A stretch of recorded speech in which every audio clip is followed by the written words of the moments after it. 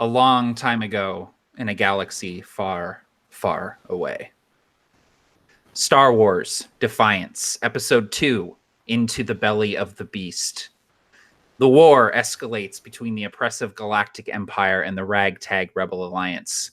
As brief but brutal skirmishes rage across the mid-rim, the Imperial forces close in around the scattered Rebel fleet.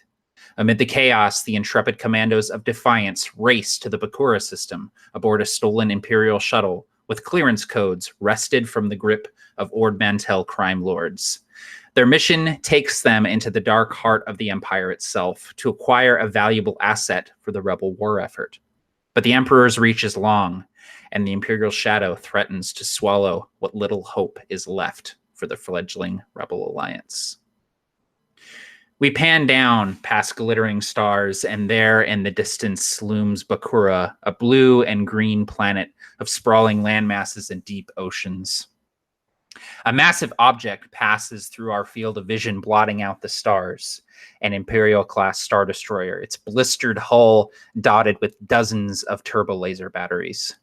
Beyond, a dozen or more Star Destroyers drift, arranged in a standard blockade formation. Behind them, built into an asteroid, Leviathan Station sprouts like a steel tumor.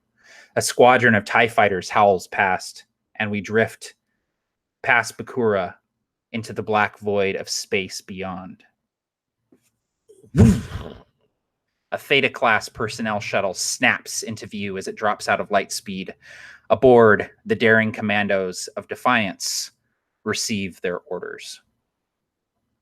The four of you are standing in the bridge, the cockpit of this Theta-class personnel shuttle that you stolen from the Ord Mantell crime lords. As you stand there, the hollow module on the front console flickers to life, and you see again the scarred visage of your commanding officer, Colonel Tavi. She speaks to you.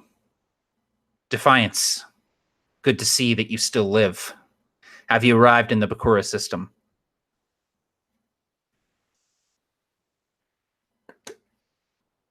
Oh, it's me. I forgot I was started. Yeah, Prescar will give a brief nod. We have. You're on a mission of dire importance here in the BAKURA system. The Imperial fleet is closing in around us, tightening their grip. But you have to ignore all of that for now. Your mission is very clear. You need to infiltrate Leviathan Station past that Imperial blockade. There, you must secure Imperial engineer Lyra Wessex. She is a vital asset to the rebellion. She will not come willingly, but she must be brought to us alive. Once you have secured the asset, you must sneak out of the station and meet us at the following rendezvous coordinates, and some coordinates, astrogation coordinates, begin filing down the screen on the console. She says, expect heavy Imperial resistance, significant defenses. Your priority, your only priority, and she looks to all of you, is to get Wessex out alive. Are your orders clear? Clear. Use any means necessary. We won't fail. We can't afford you to. Tavi out. The hologram flickers. You have a few moments before you reach the blockade to talk amongst yourselves and strategize. So what exactly do we know, if we know anything about the station? Let's see. You can give me some sort of check here. Let's do a...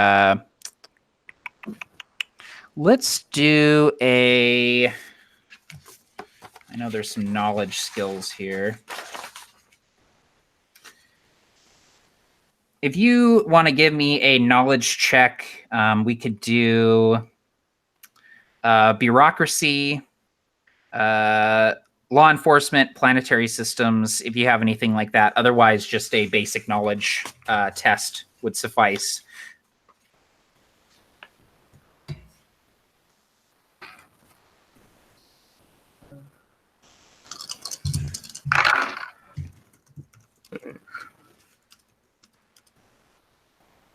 All right, so 11 altogether and a 2 on the colored die. 11 altogether, is that what you said? Yeah. Okay, cool. Anybody else rolling? Okay, Parker is. The best guy. He's a man of action, not of thought. 3 altogether and 1 on the colored die. Maybe I should be a man of thought. Yeah. All right. So you know absolutely nothing, but I imagine next to you probably are familiar with this station from your time serving in the Empire. Leviathan Station is a secret Imperial research and development installation that is maintained by Kuat Drive Yards, which is the developer that builds most of the Empire's larger ships, all the Star Destroyers, cruisers, things like that. They're all built by Kuat Drive Yards. Leviathan Station, it's not broadcasted, not made clear exactly what is worked on there, but it's various sort of underground black ops projects, things that might not be acceptable morally, ethically, things like that. Super weapons like the Death Star were developed in installations like this. So you know that it'll be under heavy guard, and that you will probably encounter some strange and unsettling things while there. Okay. So I pass off like all this knowledge that I happen to have to the rest of my crew, just talking off the top of my head. So, so this is like a facility in which they build things. Yeah, it's they build things, and they it's not like a mass building installation. It's not like a shipyard, but like prototypes are built here. Prototypes are designed, researched, and built here. And as an Imperial, you probably would be familiar with Wessex, Lyra Wessex. She is the designer of the Venator and Imperial class Star Destroyers, as well as the Raider class Corvette. She is incredibly well known among the Empire as probably their most prominent designer of ships. Gotcha. Yeah, so I pass that information along as well. So okay, so we're so we're pretty much going into the heart of the Empire to steal one of their most brilliant scientists. Correct. in a place where they probably have their most brilliant designs being developed. Correct. Are we being scanned right now? Not yet, but soon you will be in scanner range of these Star Destroyers. Okay. There's no way that we can go in there kicking down doors, blasters blazing. Yeah. When you hunt a shriek hawk, you don't shriek. You're going to have to be quiet. Just try and slip in. And we're all, oh wait, so we have, so 3 of us are human, Wookiee. 1 of us is Wookiee, right? Yeah. Oh, that's going to make it real hard. Yeah, I might not know this offhand. Imperials do not employ Wookiees or aliens. Well, I'm wondering if they might be using aliens as like slave labor to do some of like the manual labor, and that's how we could manage to get our Wookiee friend in there. If we could, I already have my own suit, but if we could score some suits for the rest of you guys, we might be able to pull a fast one. It's tricky.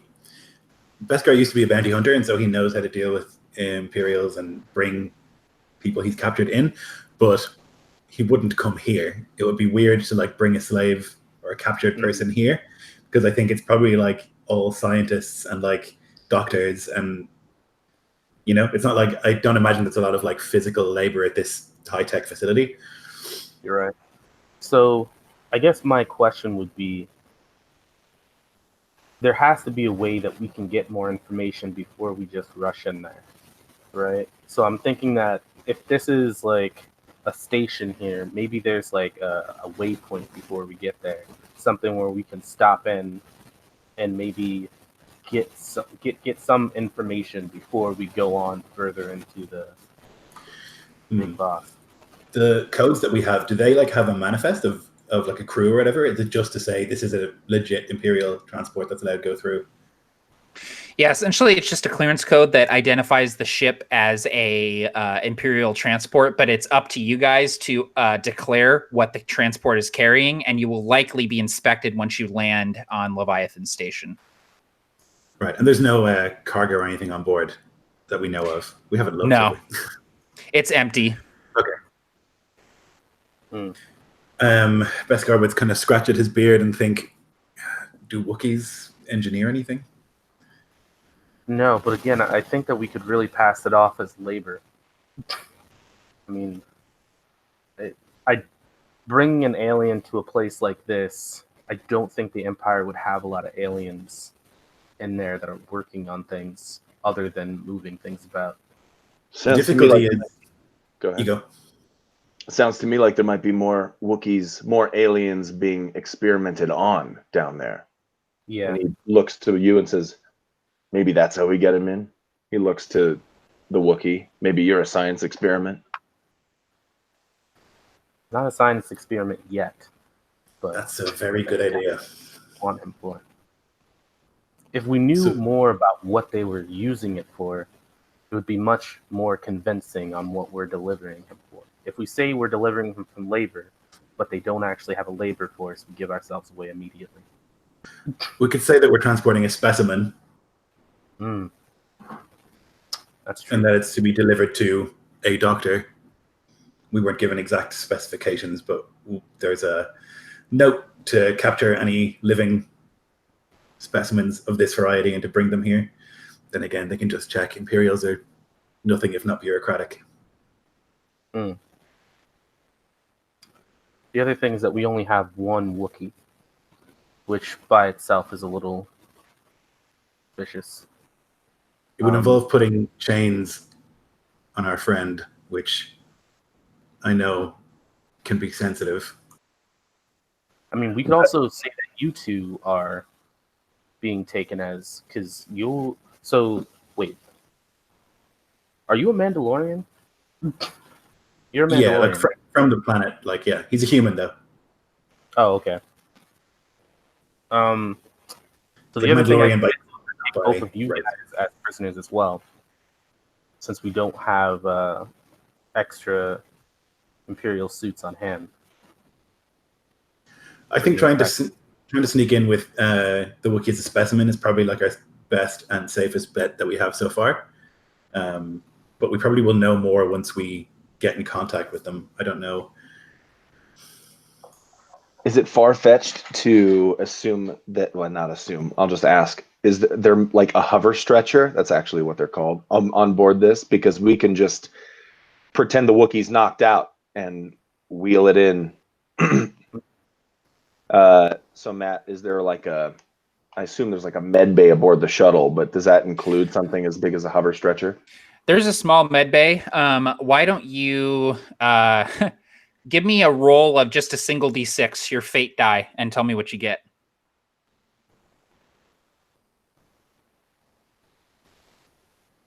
I find 6 total hover stretchers. No, you do. Your luck holds out, and you do find that there is a basically a hover stretcher that kind of folds up. It's collapsible and can unfold, sort of tucked into this small closet-sized med bay aboard the personnel shuttle, and so you're able to get that, and it would hold the Wookiee, and you'd be able to. It even has like restraints on the sides, so you could kind of bind him and make it look like he was sort of bound up and unconscious on the stretcher. It's a little outdated, but I think we can use it. Yeah, I mean, we can also tell them that he's broken all of the restraints and that we have to use a sedative to put him on the stretcher. If we can get... likely that they'll waste time putting restraints on him. Yeah, maybe I can give one of you a black eye, and then we'll say it was from the Wookiee. Not a bad idea, and he'll look at Nexu. Wow. It's more believable if it's him. No, he's got a suit. No. He can wear his mask. It's got to be you, Captain. I'm too capable. There's no way the Wookiee would strike me. All right. He'll say, "I live for the shoulders."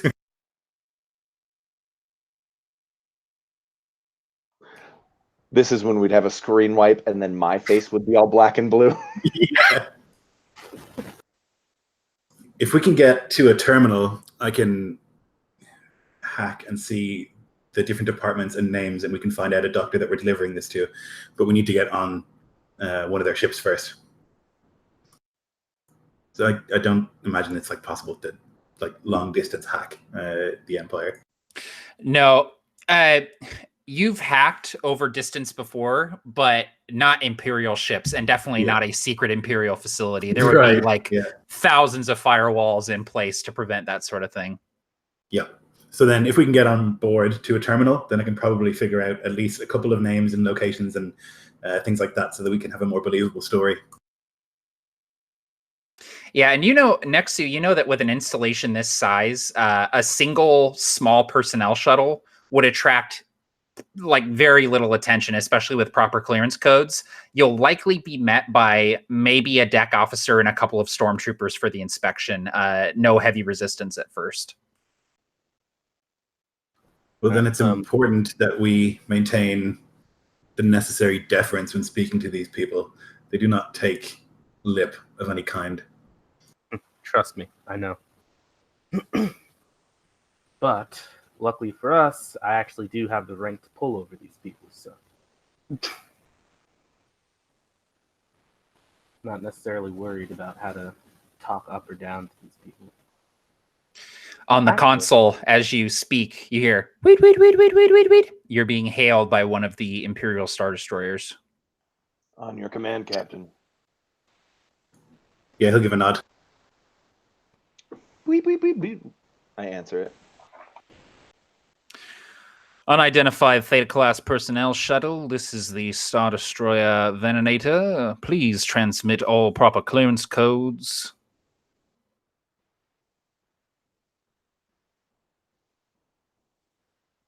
Right away. You transmit the codes that you got from, that you stole from the Ord Mantellian crime bosses. As you transmit, there's a few moments of silence. What is the contents of your cargo hold and the nature of your visit to Leviathan Station, please? Scientific in nature. Contents are specimen, specifically a Wookiee. Over. Noted in the manifest. Clearance codes checkout. Please proceed to Docking Bay 19 on the north side of the station. Enjoy your visit to Leviathan Station. Docking Bay 19. Thank you.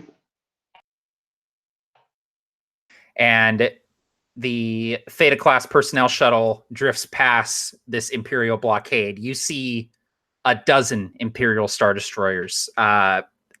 You see TIE fighters sort of come up alongside the shuttle and escort you past the blockade. As you get closer, you see this asteroid drifting in orbit above BAKURA. And at first, it doesn't look like anything. And then it kind of rotates on its axis. And you see this massive steel installation stuck into the side of the asteroid, looking almost like this sort of cancer that is overtaking the asteroid. As it rotates around, you drift towards it, and your HUD indicates a path to the proper docking bay. As you get close, the ties split off, heading back to the blockade, but you see turbo lasers and laser turrets on the surface of Leviathan Station track you the entire way. Beskar will like stand and look over his stuff, his equipment, and will like begin to remove any sort of identifying rebellious marks or anything like that. If he's like scratched certain things in, he'll like buff those out now. And as he's doing that, he'll look towards Sulla, and the very many tattoos. Oh, of course. He rolls down his sleeves. And he gives you a look like, that was a close one. Thanks. I understand this is going to be difficult for you, but it's very, very important that we not give ourselves away and that we don't give them any lip. they're looking for any reason. We cannot afford to mess this up. Mission first. But he pops his neck. It's clearly a stressful situation for him. Beskar will go about like buttoning up his top button and all these things that he would never usually do, and like rolling down his sleeves and like actually closing the cufflinks and things like that, which he would never ever do in his life. And as you guys are preparing, Chalura, the Wookiee, kind of speaks some soft words to you, Solo. Kind of nervous about what's about to happen. No. Just take a nap. We'll tap you when we're ready. And he lays himself down on the stretcher. Do you buckle the harnesses on him? Do you do it in a way that he's able to get out if he needs to? Or do you do it like securely in case they inspect it? It would have to be secure, yeah. Yep. All right, you tighten the straps, and the Wookiee, who likely has been in chains in his life before, definitely seems uncomfortable, but he's a commando, and he kind of stoically looks up and just takes a deep, steadying breath. The shuttle drifts into docking bay 19. You feel, whoever's piloting, you feel it lose your... you feel yourself lose control over it as the tracking beams take over for the last little bit, dragging the shuttle into the docking bay and setting it down. As you do, the wings fold up into their distinct pyramid shape as you touch down on the plating of the deck in this hangar. You see that there are ties taking off from the hangar, and an AT-AT walking in the hangar, kind of inspecting all of the ships, moving its head with these giant underslung laser turrets. You also see like some strange looking ships. There's a kind of unique looking TIE fighter with these strange shaped solar panels on either side that you've never seen before. You imagine this might be some sort of experimental TIE fighter or something that's being developed here. And it takes off incredibly fast right out of the hangar, moving probably twice as fast as a normal TIE fighter, just screaming right out of the hangar. As you touch down, it's not too long after before you see a deck officer in a distinct green Imperial uniform coming towards the shuttle with two stormtroopers. And as he comes toward, he has a data pad in his hand, and he briefly looks up in the cockpit and does this sort of motion telling you to drop your gangplank so he can enter. Sulla nods down at him as the pilot and then does so. The gangplank drops, and you hear boots on the walkway as the officer enters. He steps inside, taking a quick look around. You see two stormtroopers flanking him on either side. He immediately covers his nose as he sees the Wookiee. I'm Sergeant Langley. What is this thing doing here? The specimen is to be delivered to, well, we weren't exactly told, sir. Some sort of experimental department. Biological research. Bioresearch is on level 17. Your name and identification, he says to you, Beskar. Arno Wren, he'll say, and he has like a fake identification that marks him as not Mandalorian. It's just like an Imperial citizen from Corellia. Yeah. You hand it over. He looks at it, hands it back to you. You, soldier. Your name and identification, he says to you, Nexu.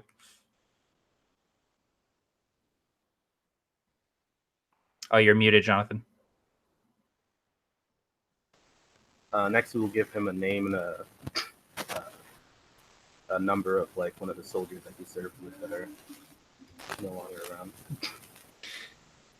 He takes it, kind of looks at you oddly for a second, then hands it back over. And you. De La Forza. Identification? X7 4328.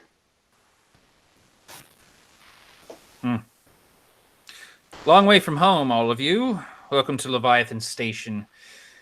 A mouse droid will lead you directly to level 17 bioresearch. From there, you must return immediately to your ship and depart. Is that understood? Understood, sir. Thank you.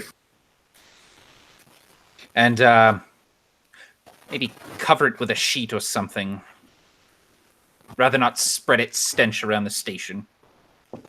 Of course, my mistake.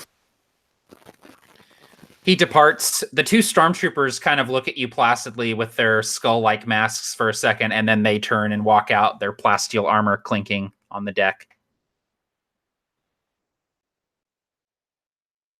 As they leave sight, Beskar will just put a hand on Sulla's shoulder and give it a squeeze. That was good, well done. Because he feels as dirty, I'm sure, as Sulla does, having interacted with them in that way.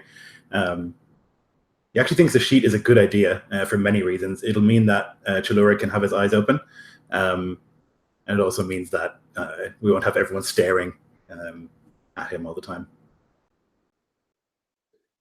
Might as well loosen the straps a little bit too. I'd be wary, just in case. You never know with these officers; they can feel very self-important, and someone will walk over and say, "What's under the sheet?" Yeah, but if something does pop off, we want him to be able to defend himself as quickly as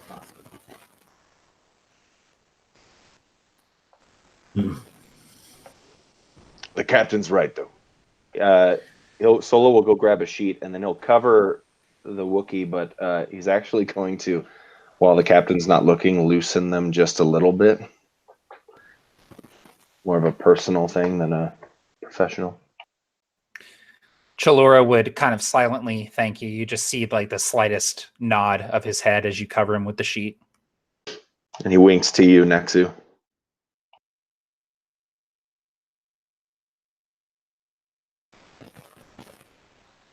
So, I'm guessing that we're all going to start walking, right? If these guys are wanting us to follow. But I'm going to try to speak to you guys as quietly as possible. Just one of the big issues that I see is, A, we have to not go where we're supposed to be going, and B, we actually have to get back out.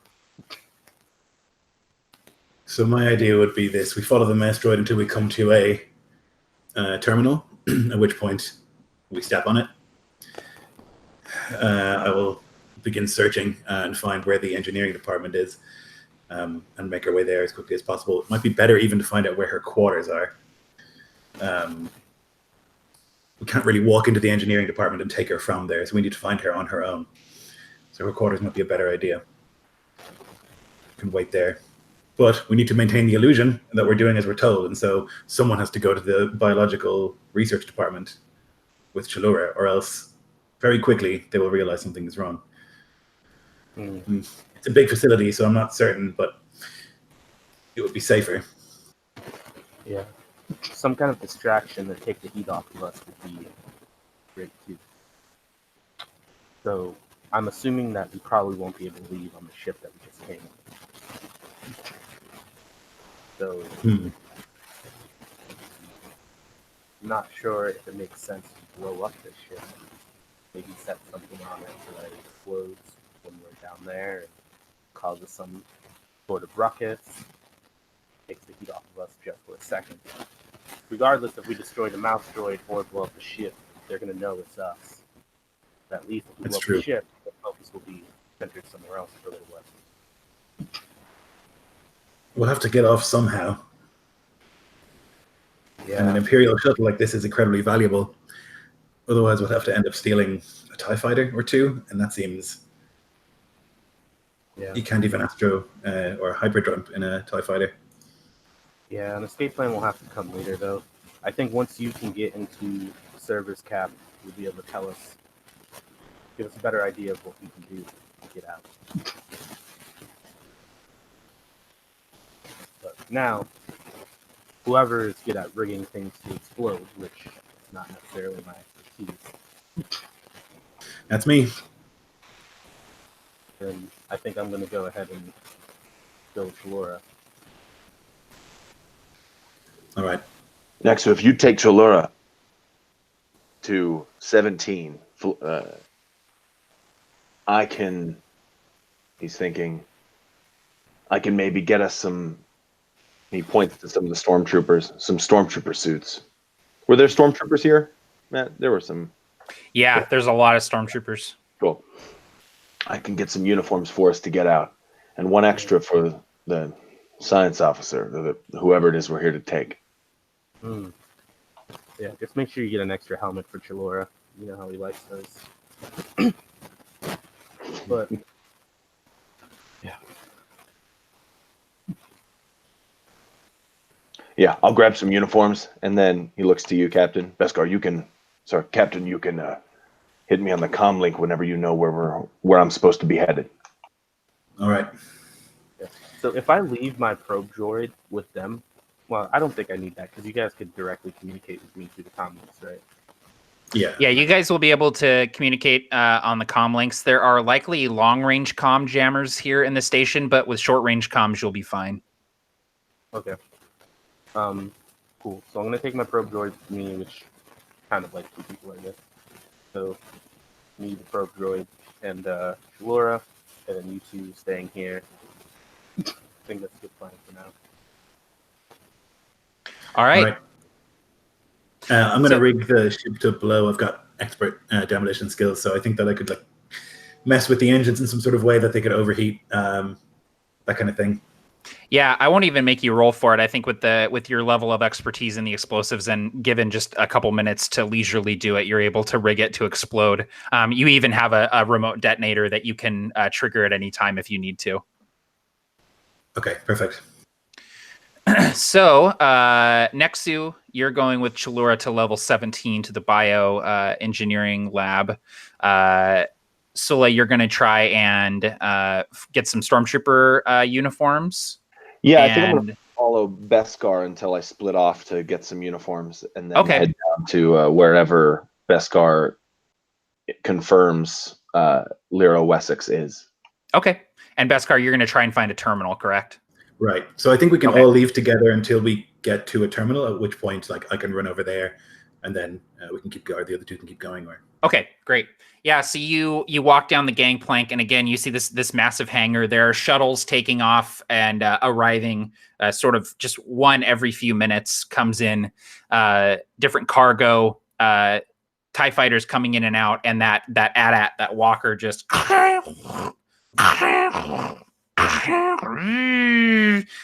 keeping an eye on everything.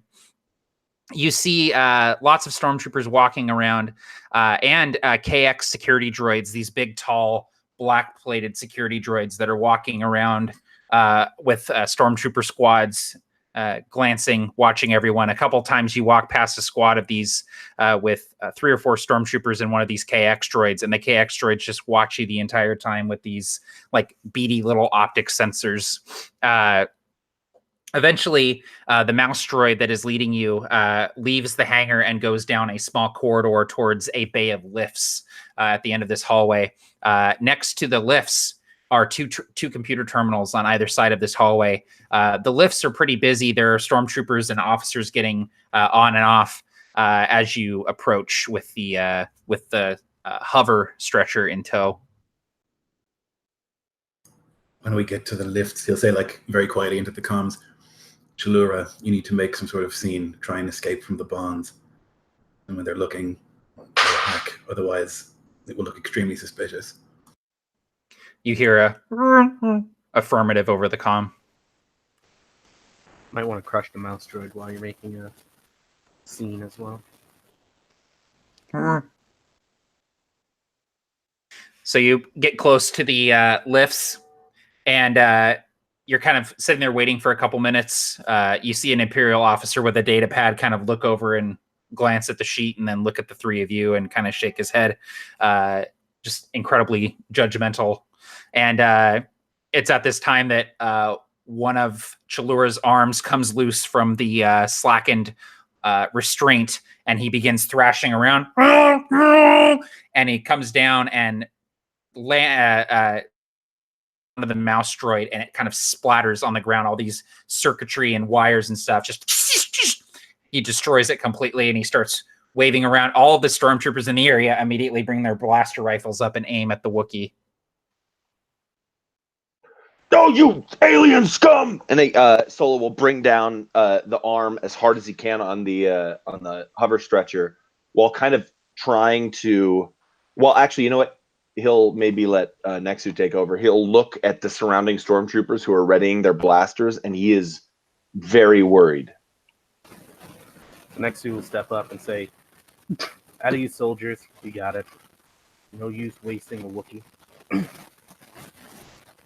So while this is all kicking off, Beskar will kind of like turn.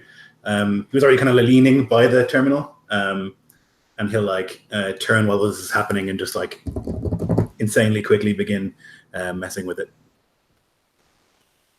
So I have computers. Yeah. Go ahead and give me a computer check. Okay, you need to tell me how to roll these dice again because I have no idea. So yeah, however many you have in that skill, you roll that many d6s, and one of those d6s needs to be a different color, and that's your fate die. Punch me, Chalura. Hit me. That's what I'll say. Okay, and what am I looking for? Like, am I looking for successes, or am I adding them all up? Yeah, so add it all up and tell me what you get. And if your fate die is a 6 or a 1, you need to tell me. Otherwise, it doesn't factor in. 20 is what I got. 20? Yeah, that's really good. The DCs are pretty like comparable to something like 5th edition. Like a 20 is like pretty high. 30 is like getting up to impossibles, that sort of thing. Okay. So you pretty expertly get on the terminal. What information are you looking for specifically? Anything that I can find about Lyra Wessex. Ideally her quarters, where they are. Okay. That would be my first concern. Yeah, so you pull up a sort of a roster of everyone aboard. You have to go through a few different sort of funnels to get there, eventually winding up in scientists and engineers. You find Wessex. She works on level 13 in Lab 47 on something. She's assigned to something called Project Leviathan, which requires high security clearance to see anything about. All of it is completely blacked out on the screen. And you see that she has quarters on that same level near Lab 47, though it doesn't specify which quarters are hers. Okay. If there's time, I would like to hack deeper and try and find out which her quarters are. But if it looks like the distraction is ending and someone's going to look at me, then I will not do that. Okay, yeah, go ahead and give me another computer check if you would, please. And as you're doing that, Chalura kind of grabs you, Sola, and like picks you up off the floor with one arm, and is just like kind of hurling you around. Exactly like that. I'll call for the soldiers that are around. Say, hey, can you guys give us a hand in subduing this thing instead of standing there? 2 of the stormtroopers come forward, and one of them gets back with the blaster rifle and hits Chalura with the butt of his blaster rifle. And Chalura goes, and kind of like actually grabs the stormtrooper and like starts to kind of like choke him as he lifts him up off the floor. Yeah, genius. Hit a freaking Wookiee in the head.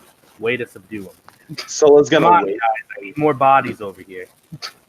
And Solo waits happily before taking Chalura's hand away from like from around the throat of this trooper, just like, you deserve that, you son of a bitch. And then he yanks his hand back down, struggles to get the shackles back over, gets them over, and then like holds Chalura's hand in a very quick gesture, just squeezes it like a friend.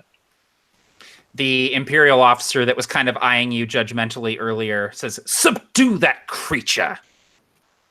Yeah, boss. What do you think we're trying to do? Aye, sir. As the commotion dies down, Beskar, what did you get on that second computer's check? 16. 16. You delve a little deeper, and you see that her quarters are in Wing A of that level, which at least narrows it down to like 3 or 4 small quarters there, personnel quarters. Okay, perfect.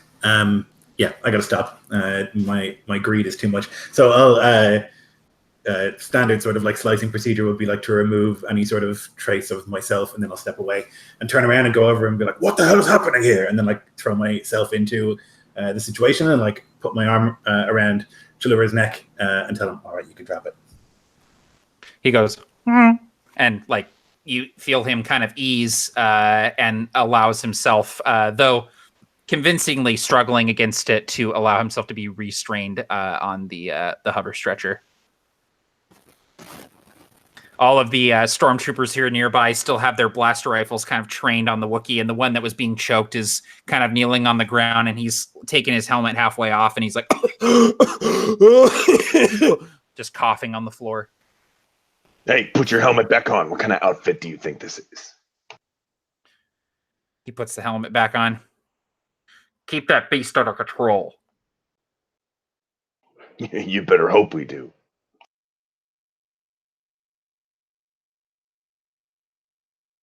The lift arrives to take you up to level 17. Are we the only ones getting in, or is the officer and the stormtroopers getting in with us? There are a few other people getting in. It looks like the officer and the stormtroopers that were with Chalura are waiting on a different lift. Okay, well, I guess we have to press button 17. Got to keep appearances up. Actually, never seen the inside of a turbo lift. Are there buttons? You just press 17. Is it like a... So it's like there aren't really buttons, but there is a computer terminal where you can indicate where you want to go. Did any stormtroopers get in this lift with us?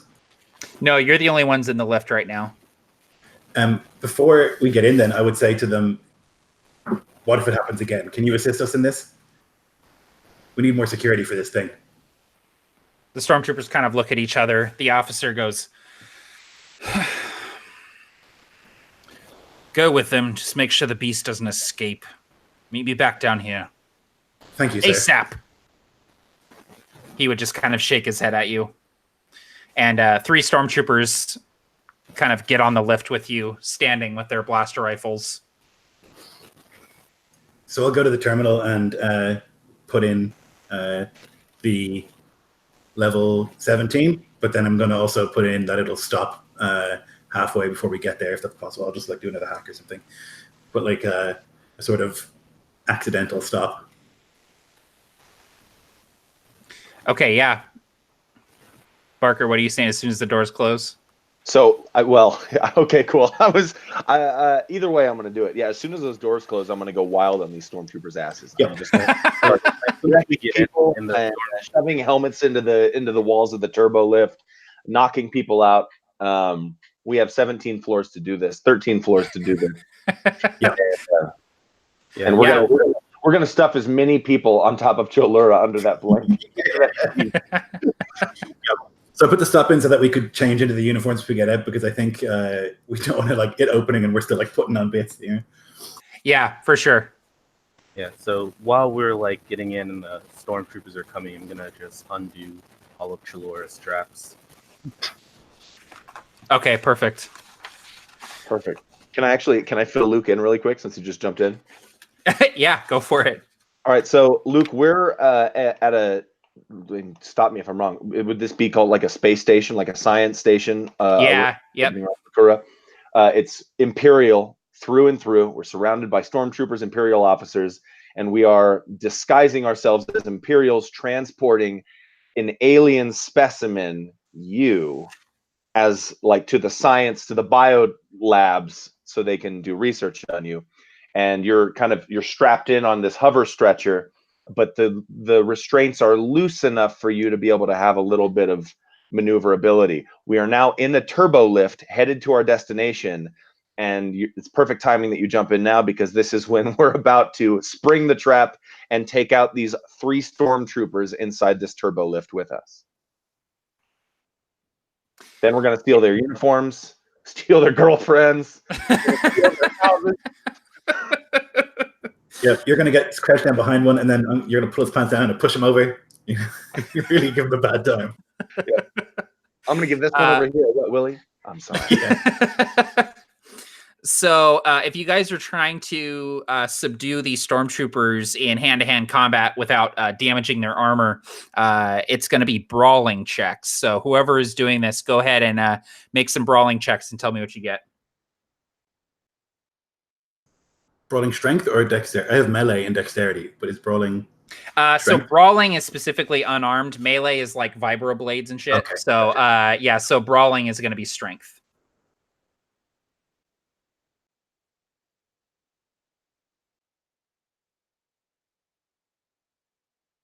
All right, I got 12.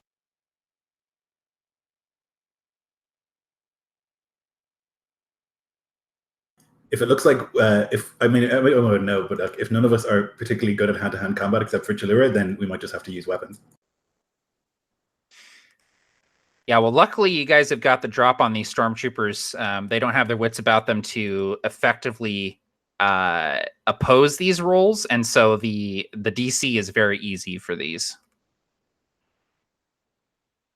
Ooh, 1 on your force die, huh? Okay. Nexu, are you doing any? Are you going to be brawling here? I'm not a brawler. Chalura, are you going to be trying to take out these stormtroopers as well? I thought I was still tied down. Your bonds are loose, so you're able to get out and attack. Yeah, so I released all of his traps when we got into everything. Yeah. Yeah, so you're able to make a brawl check as well if you want to attack these stormtroopers. Oh, definitely.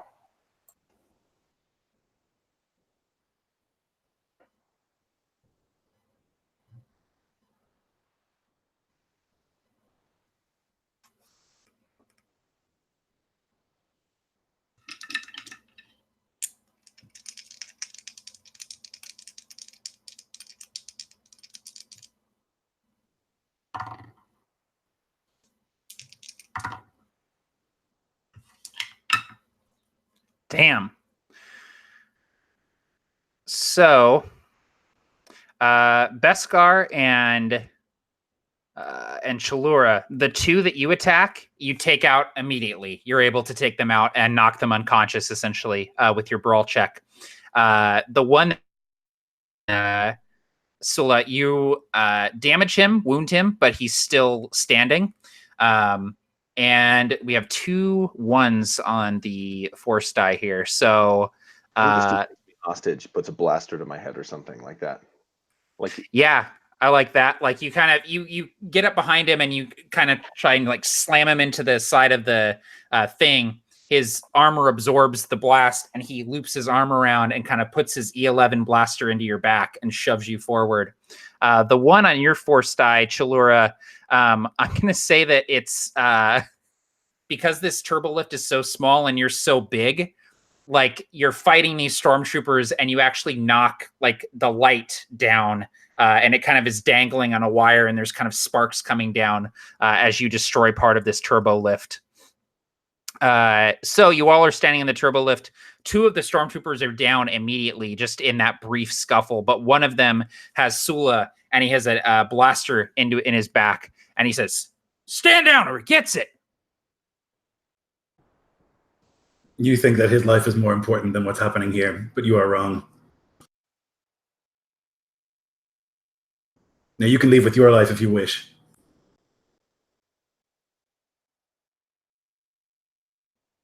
I don't negotiate with traitors. blast him, sir, blast him. Beskar will just look at him and crack his neck. Your move. The stormtrooper puts the E11 blaster over Sula's shoulder and aims it at you, Beskar. What do you do? I'm gonna run at him. Okay. Give me a roll. What am I rolling? Are you gonna try and basically barrel into him? Yeah. Yep. Yep. Give me a brawl. He's gonna do the same. He's gonna oppose it. Oh boy. It's not good, but I did get a 6 on the fancy dice. Oh, nice. Okay. What's your total? 7. He only got 5. So you succeed. He's likely not going to. Oh, he absorbs the blow. Doesn't take any damage. But you have knocked him away from Sula, and he is now standing on his own. So, in that time, could I have raised my heavy blaster and pointed at him? That when he stands, Absolutely. like, looking directly into the barrel of my gun. Yeah, you've got him. You're sort of have him at the end of the barrel. Yeah. Soldier, I'm gonna need you to remove those clothes.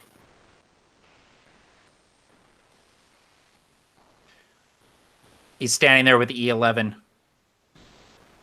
Traitor! He lifts the E11 towards you. I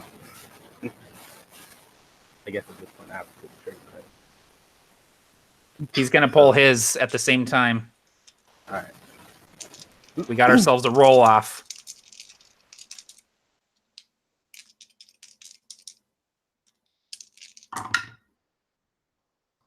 Actually rolled pretty well on his blaster here. 17.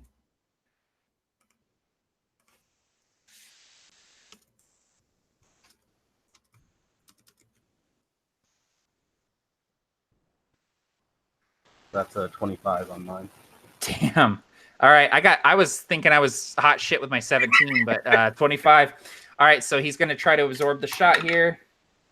Does not do well. Go ahead and describe how you take the stormtrooper out with a single blast. He fires his at the same time, but the shot goes wide as yours connects. Yeah, so he thinks that he's going to pull his gun up and shoot at me faster, but my gun is literally pointed at his face, and I just pull the trigger. Bullet just right through his helmet. I just turn around and say, "Sorry, Cap. I have to find a new helmet." It's all right. I have a distinguished look about me. I'm sure it'll be fine. Mm-hmm. The distinct smell of ozone and carterized flesh fills the lift as smoke spirals up from the hole through the stormtrooper's helmet. And at that time, the lift comes to a stop as Beskar's programmed stop initiates. We have 90 seconds before this triggers on their alarms. Move quick.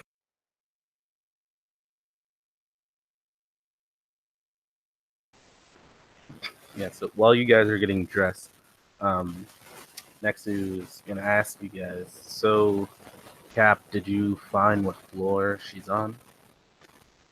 Are we going there, or are we still going to Bio?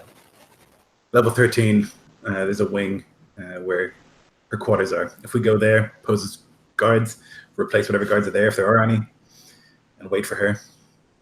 Should we blow the thing when we get off, or should we blow the thing before we get to the floor? I think we blow the thing when there's a problem. And Nexu kind of looks at the lift that we're on and light dangling down. Probably going to have a problem. Sola approaches Cholura and says, "I'm sorry about back there. I'm sorry about the restraints. Are you okay?" I know. It won't happen again. I don't think. Hey, you make a really good science experiment.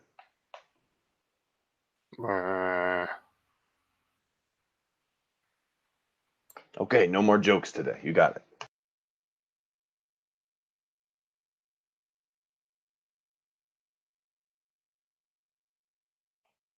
So who all is putting on? You're putting on stormtrooper armor then, Sola and Beskar.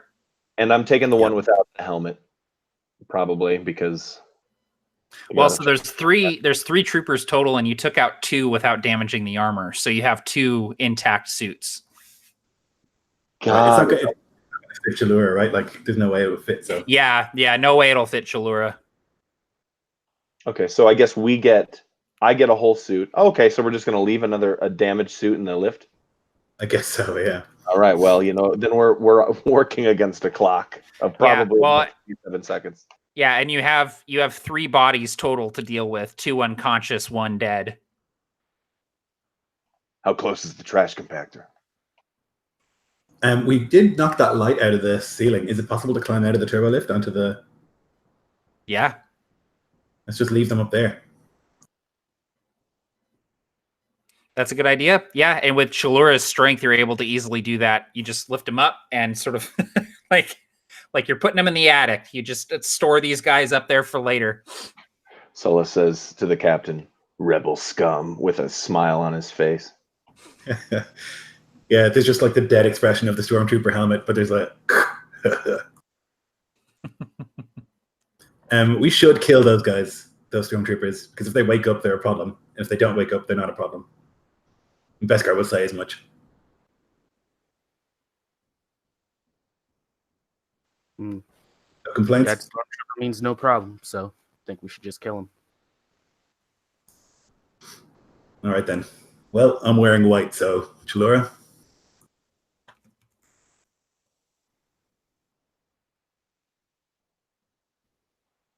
Oh, me, yeah.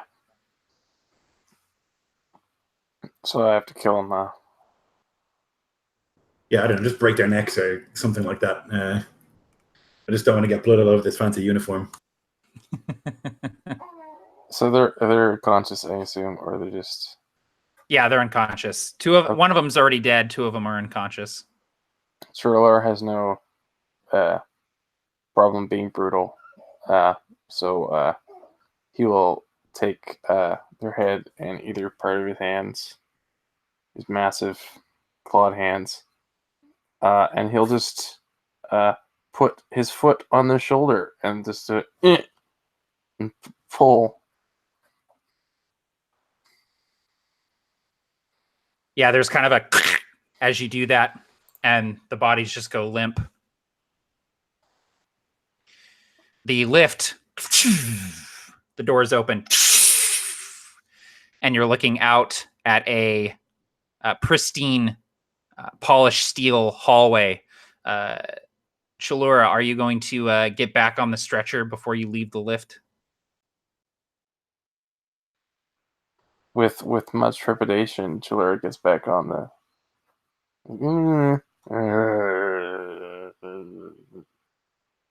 Back up he goes. And you guys went to level 13, correct, rather than 17? Okay. Yes. Yep. Cool. So this level is eerily quiet. The main hangar and the lift sort of area was just bustling with troopers and droids and engineers, scientists in their coats.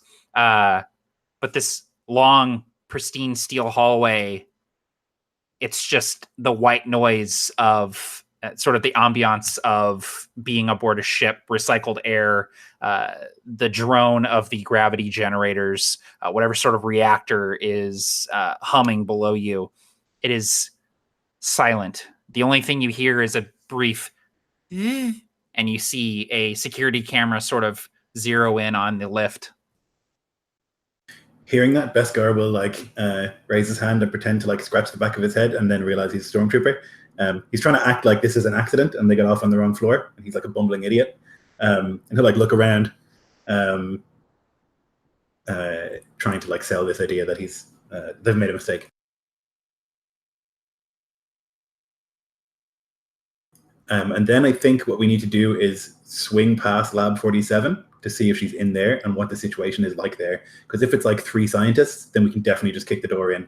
And if not, we'll go to the quarters area, I think. What do you guys think? So Nexu will be trying to fidget with the console as if the controls aren't working. But over the comms, he'll say, "All right, boss, how far down is she?" Yeah, he'd give a number of meters or whatever. He would know, I think, having hacked into it earlier.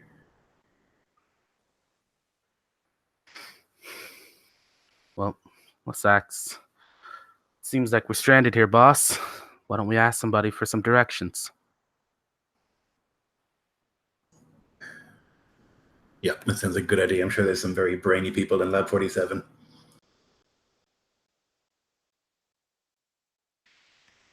So if you head towards Lab 47, you stride down these long, pristine hallways.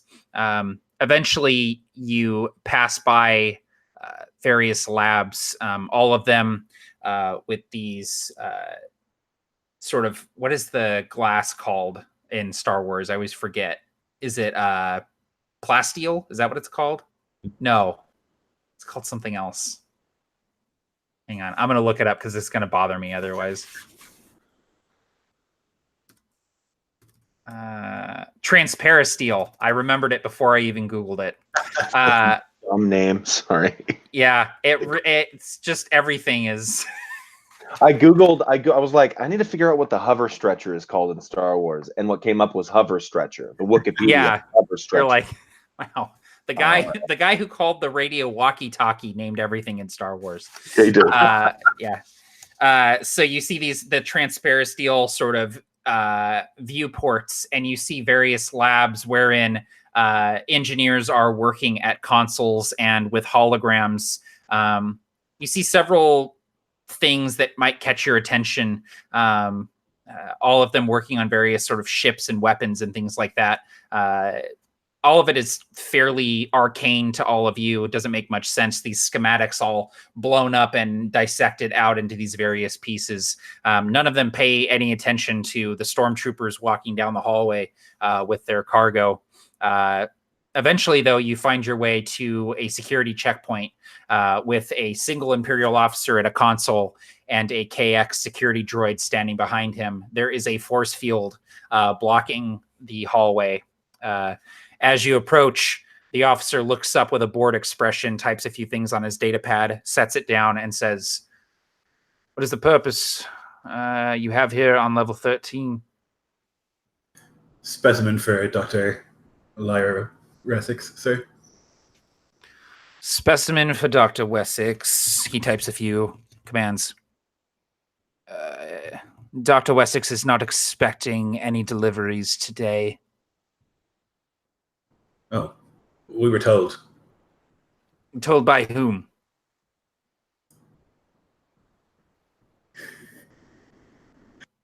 By an officer, sir.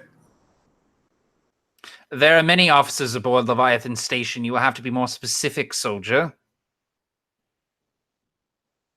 The KX droid shifts. Who told you to make this delivery to Dr. Wessex? I'm sorry, sir. It's gone out of my head. Please don't write me up. I'm just doing what I'm told.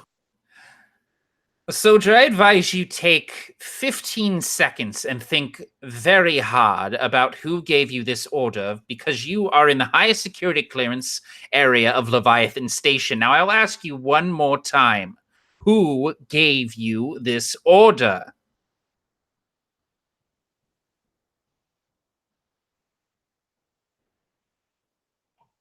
It was an emergency, sir. We don't know his name. He just emergency transit. We're in between gigs. I was going to get my uniform changed.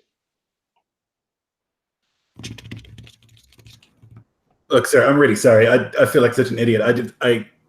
Please don't write me up. I've already got 2 citations.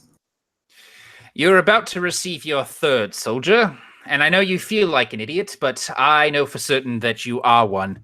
He snaps to the droid. Inspect their cargo. The droid comes forward to look at the hover stretcher. Does the laser wall go down? Or they're not on the other side of it? They're on the other side of the laser wall, and so as the droid comes forward, the laser wall opens up and the droid steps through. I'm going to run forward and try and batter the officer. Okay. Go ahead and give me, let's see. Are you going to try and run past the droid?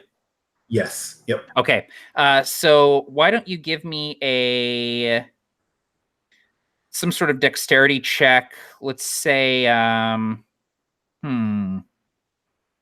even Dodge? just a flat. Yeah, maybe dodge. Let's do dodge. Oh, man. That guy told us his name, too, on the ship, and I just cannot remember it. It was Sergeant Langley. Damn it. Oh, man. It's pretty good. 15, 16, 20. 20. 3 on the fancy dice. Okay, the droid's going to try and stop you as you run past here. Can I shoot at the droid before you can stop him? Absolutely, you can.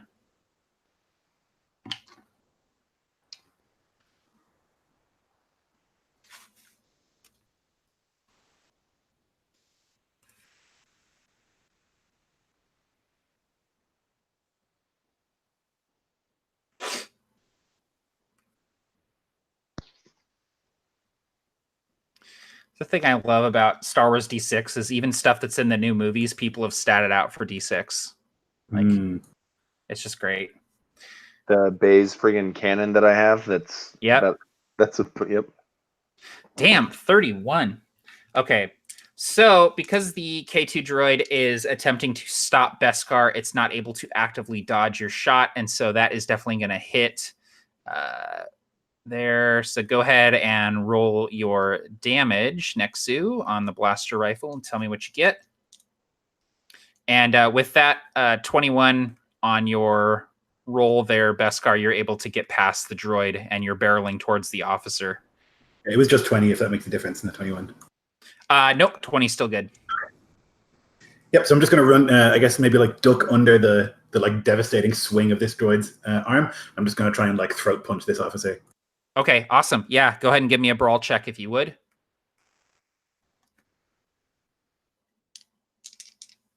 All right. How much damage did you do there, Jonathan? 21 damage?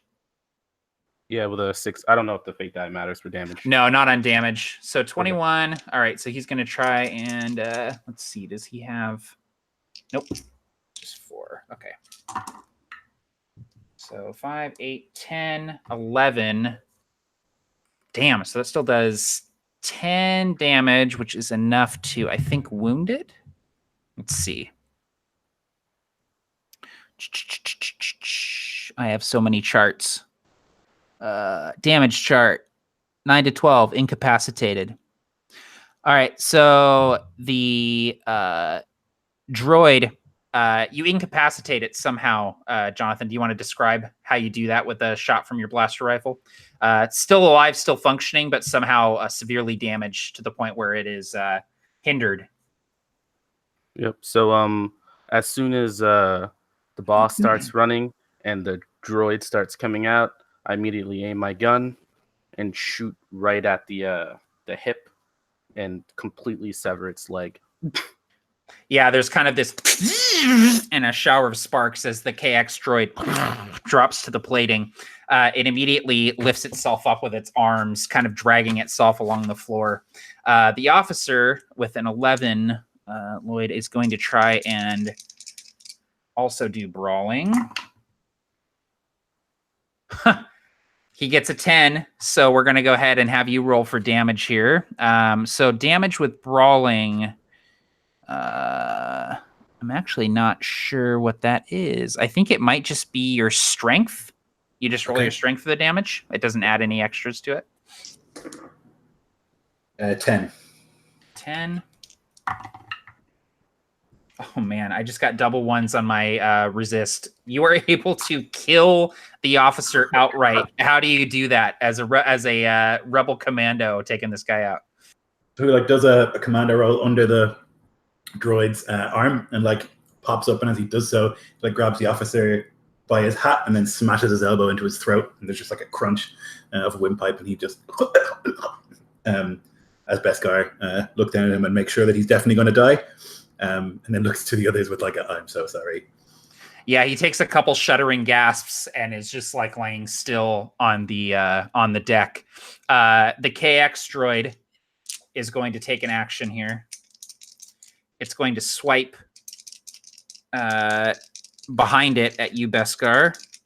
So if you would give me a, let's see, I guess brawling. Oh no, you can use melee parry if you have that. Ooh, I do have that. You can use melee parry to avoid this attack if you wish. Right. 17. 17. All right, let's see. This droid gets to roll 5 for its brawling, so let's see how that goes. I rolled. So 5, 8, 11, 12, 13. What did you say you got? 17. 17. You managed to resist. The droid swipes at you. You dodge out of the way. Sulla and Shalur, what are you guys doing? Solo pulls out the DL-18 and puts it to the droid's head and fires. Okay, give me a roll.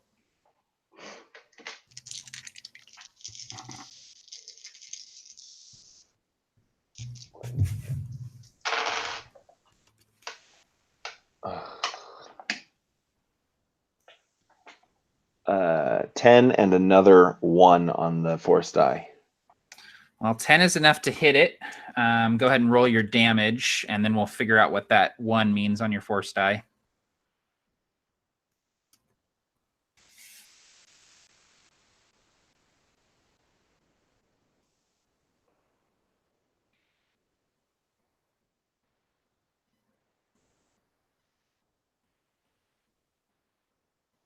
Are you looking for damage on that?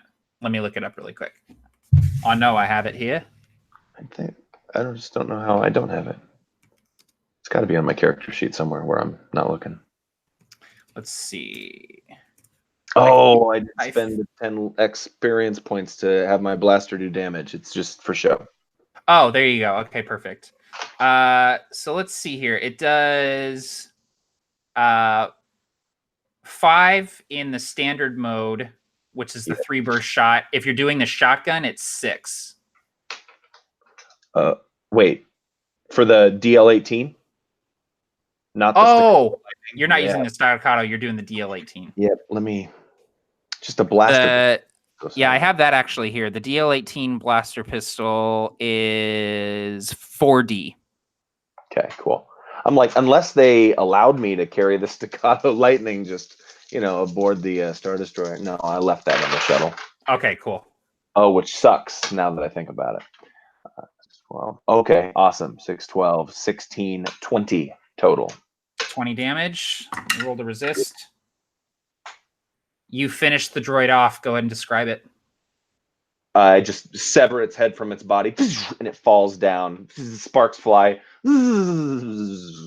Things where I look over to my companions, kind of note towards the turbo lift, note towards the body count, and say, "Forget an escape plan. Let's just kill everybody aboard the ship and take it."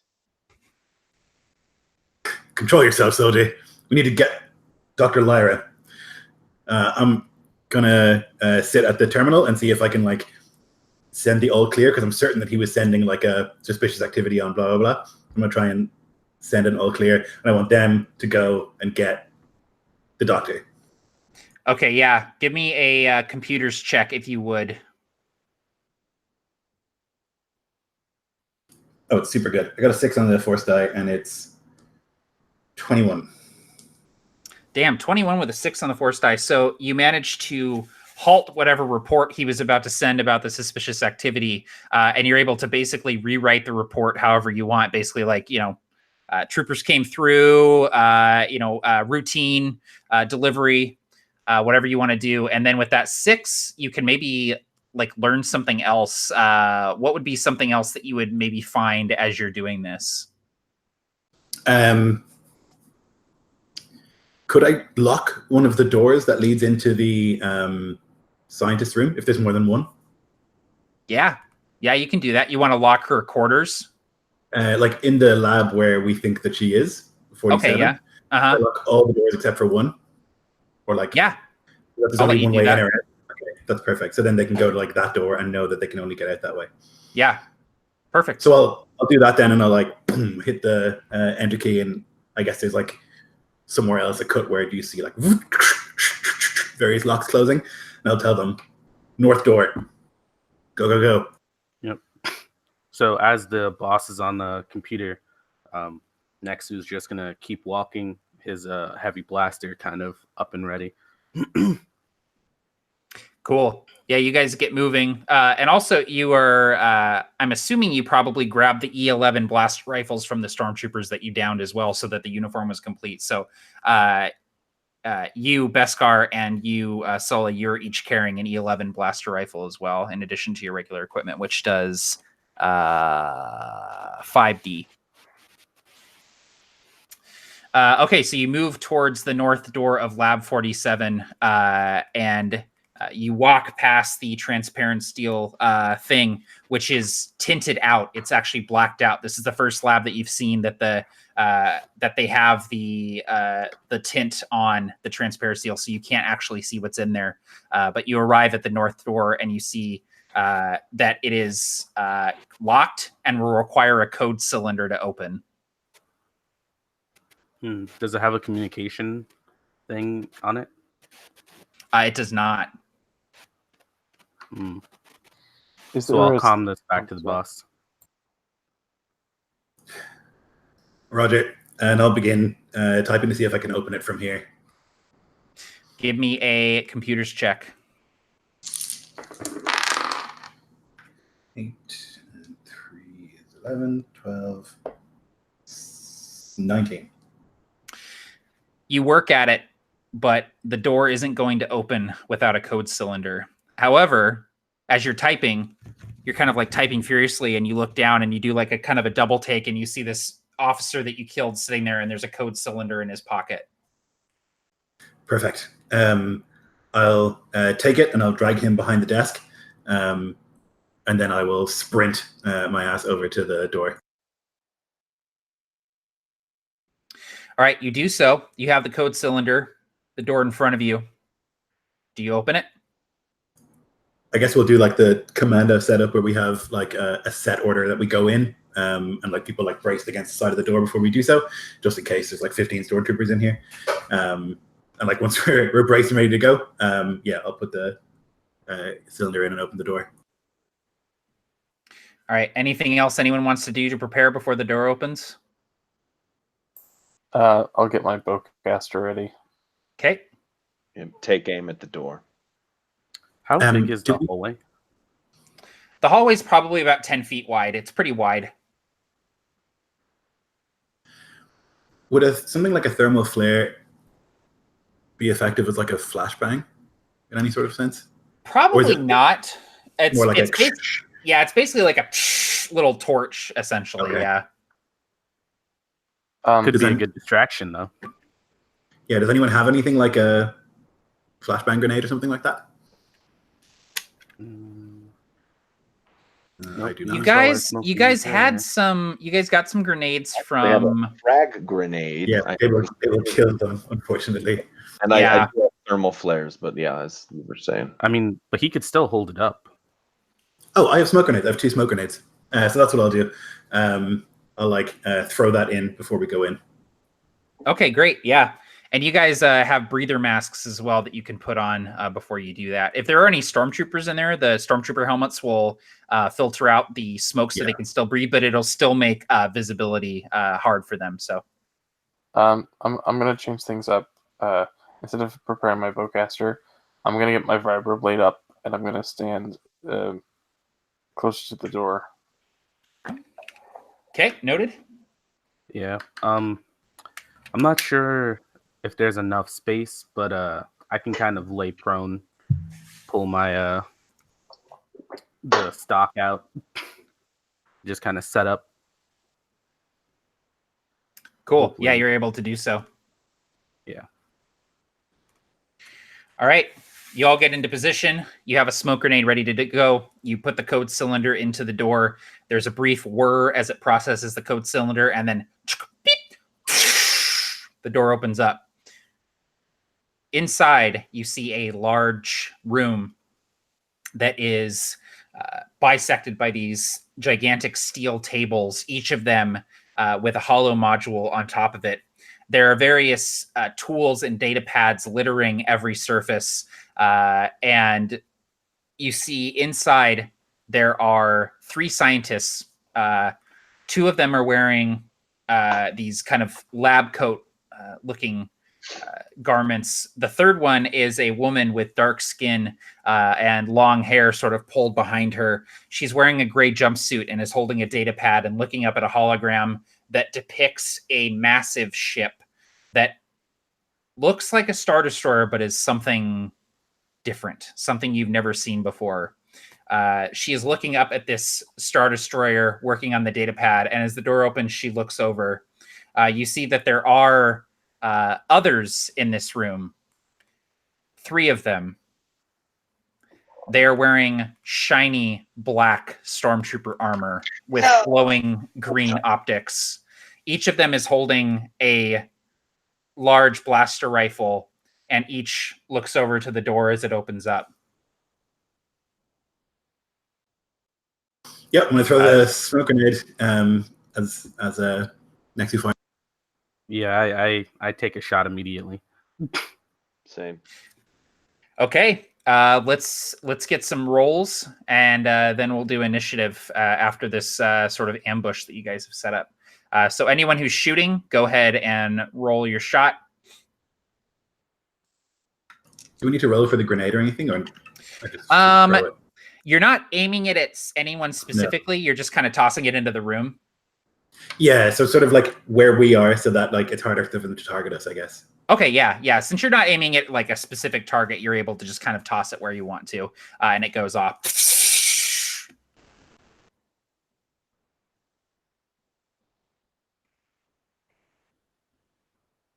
How do I roll initiative? That's a good question. So we roll initiative with, believe it is perception. Yep. Yeah, just a perception check, and let me know what your total is.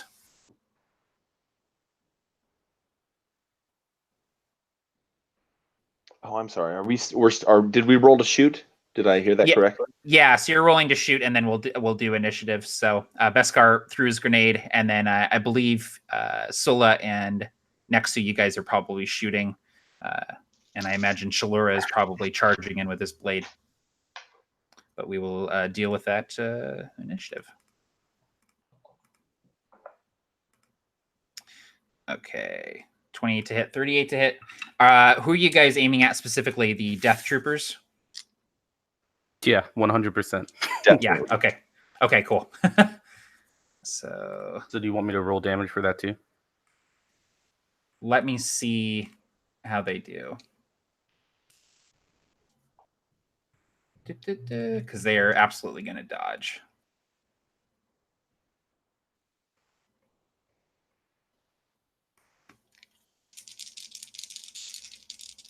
Jesus. Okay. Oh no. 11, 16, 19, 22, 3.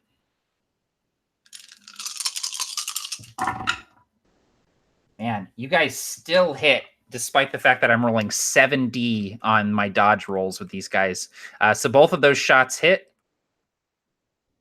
And then you got 17 damage, Barker. Let me roll to resist that here. With a stamina of 5. 6, 12, 17, 19, 22. So it negates the damage with the armor. Holy crap. And then how much damage do you get there, Nexu?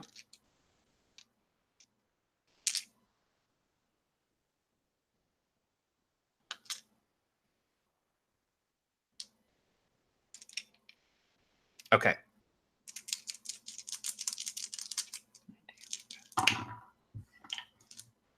So these blaster shots, you just kind of blaster fire immediately erupts as you shoot into the room through the smoke that comes out of this frag grenade.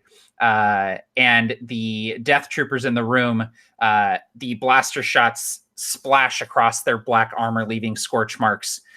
They grunt in pain and then take cover behind the tables, seemingly not taking any damage from that first onslaught of fire. So let's go ahead and roll for initiative. So everyone roll perception. Beskar, I see your roll already in there. And I will roll for the Death Troopers.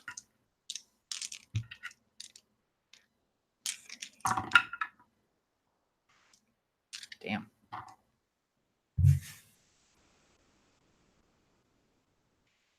Yeah, go ahead and type it in the chat. That's perfect.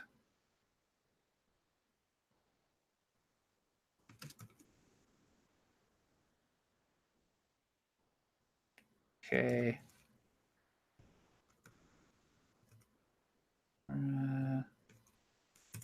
All right, so initiative is Death Troopers, Nexu, Chalura, Sula, and Beskar. And so just as a reminder, the way that initiative combat works in this game, when it comes to your turn, you tell me how many actions you want to do in that round, and the number of actions you do. Yeah, the Death Troopers got 9,000 on their initiative. Basically, you tell me how many actions you want to do, moving, shooting. You can shoot multiple times. You can move, attack, and then move again, whatever you want to do. But the number of actions that you do subtracts an equal number of dice from your actions. And basically, we just keep going, everyone taking actions until everyone has taken all of the actions they want to do. You don't have to decide what your actions are. You just need to tell me how many actions you want to do, and then you can decide when they come up. So the Death Troopers get to go first, and they are all going to do 2 actions. They're going to shoot twice. So they're going to do their first round of shots here with their, they have E11D blaster rifles, which is essentially an E11 blaster rifle with a stock and a big long barrel on the end of it. They're essentially like E11 blaster carbines. Okay, Do you have any sort of bonus for the smoke? Yeah, you guys will get bonuses from the smoke. You'll actually get +2 dice to dodge checks while in the smoke from these shots. So I'm going to take shots here. So who all is standing in the open? Everyone who took shots, I guess, right? Okay. So I'm prone. Yeah, I'm laying prone prone in the door. Okay, cool. I'm standing right up. Yep, okay. Same. All right, so these first 2 shots are coming at Sula and Chalura. We'll do Sula first here. They have 7 in blasters.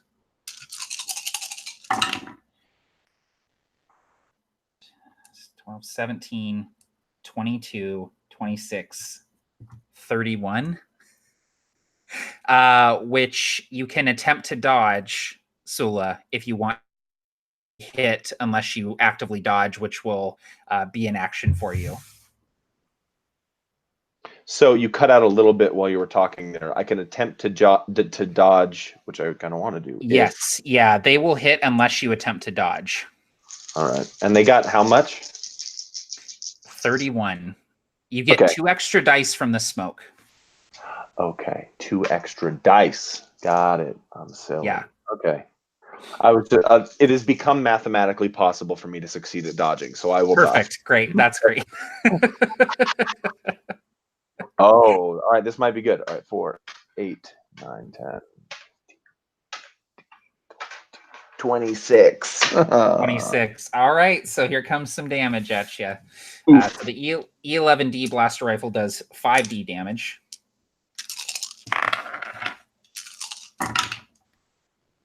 Okay, 4, 5, 6, 8, 11. All right, so 11 damage coming at you, Sula. So here's what you do. You roll your stamina to resist this damage, and if you have a blast vest, which I believe you do, I think you add 1 to your roll, 1 dice to your roll of your stamina. He's wearing Stormtrooper armor, right? Oh, shoot, you are wearing Stormtrooper armor. Okay, Stormtrooper armor. I think it's just 2 dice. +2 dice. Yeah, so you get to add +2 dice to your stamina. Well, for your Stormtrooper armor that you're wearing. Yeah, no, what I'm saying is I'm wearing that Stormtrooper armor over the blast vest. I'm not going to be that player. Stacking armor. Where's stamina? I'm sorry, I'm not seeing this. Stamina is under your strength. You might not have any extra points in it. Understood. If so, it'll just be strength. Okay, cool. So I'll roll this. 3, 4, 10, 15, 17. So the armor absorbs the blaster shot that hits you. You still feel it. You feel it in your ribs as it hits. Okay. Another shot coming at you, Chalura. 1, 2, 3, 4, 5, 6, 7. Here's the shot. 11, 14, 15, 17, 23 total. Will hit unless you want to try and dodge. Yep. Okay, go ahead and give me a dodge roll if you would. Tell me what you get. Just a reminder. So my dodge is 3 dice, but my Mhm. dexterity is 3 dice plus 2. So do I roll 6 dice plus 2 or just the 3 dice? So your dodge should be, or your dexterity should be factored into your dodge. So if it's not, then yeah, I guess it would be 60 plus 2 if it's 3 and 3. And then you can add an additional 2 dice for the smoke that you're standing in. Okay, one sec.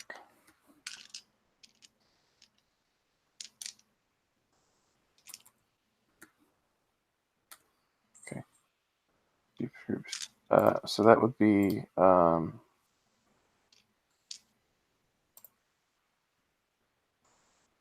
that would be 21 and then 1 on my first day. 21. Okay, so, and I rolled 23 on the attack, so you're going to be hit with some damage here. 10, 12, 13, 14.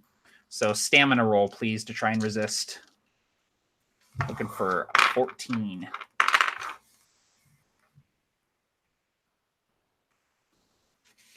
And if you don't have stamina, it's just strength. I got 20. Damn, yeah, you you eat that blaster shot. You open up your mouth and eat it for lunch. All right, the third Death Trooper pulls a grenade from its bandolier and primes it and throws it into the hallway.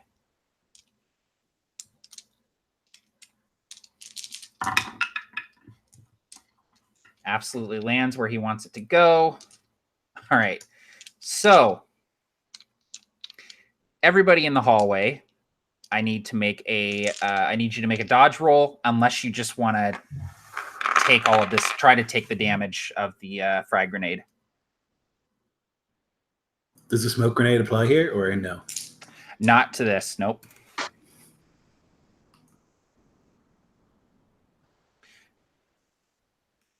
Just go ahead and put in the chat what you get.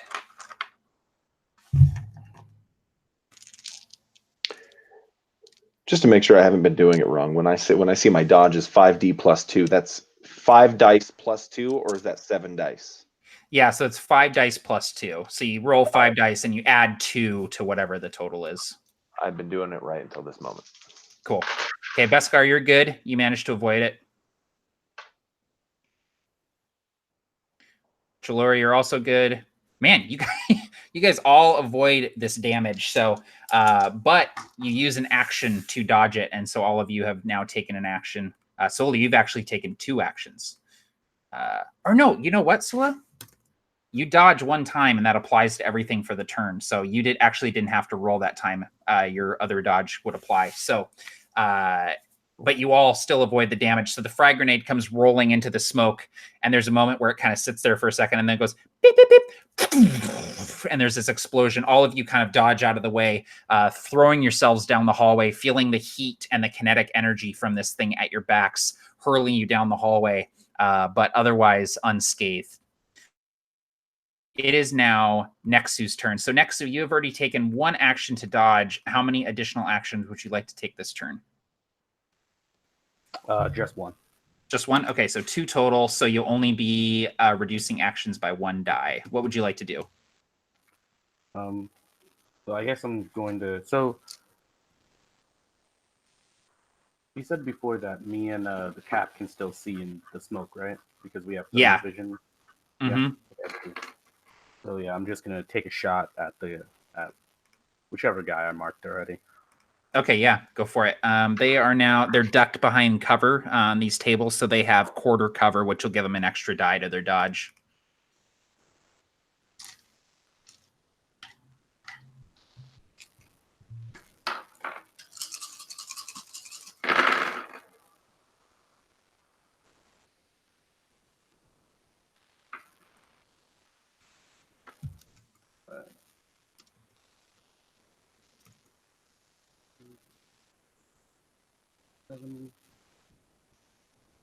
Right, so 33, and I got a 6 on the fate die. Okay, 33 definitely hits and a 6 on the fate die. Damn. Okay, yeah. So that's kind of like a critical hit. Go ahead and roll damage.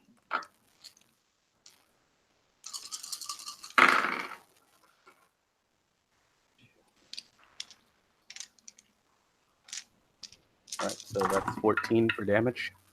14. 10. Okay, so you do enough damage to wound that Death Trooper. Each of them can take two wounds. Yep.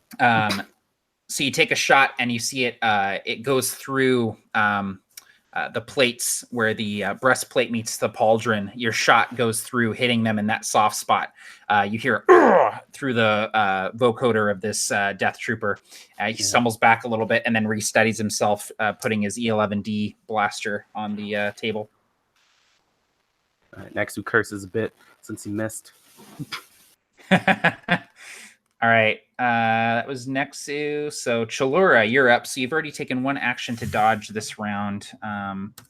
What else would you like to do? How many other actions would you like to take, rather? I'd have to take... Moving is an action, isn't it? You can move half your speed for free. And how far away are they from us from the door? They're actually pretty close. You'd probably be able to get up to it, the closest one with half your move. Okay, let's take half my move, and I'll do an action. Okay, cool. So just one additional action then. Yeah. Okay, go ahead and take your action. And that would be 2 days off, right? Just one, because it's just one additional action, one extra. Okay.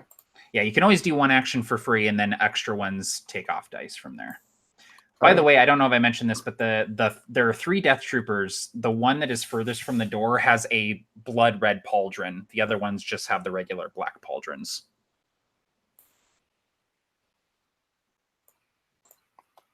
So I'm going to swing down with a vibroblade on him. Okay. Give me the roll. That was...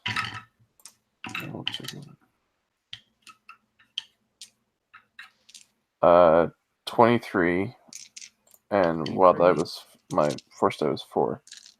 Okay. 2, 3, 4, 5.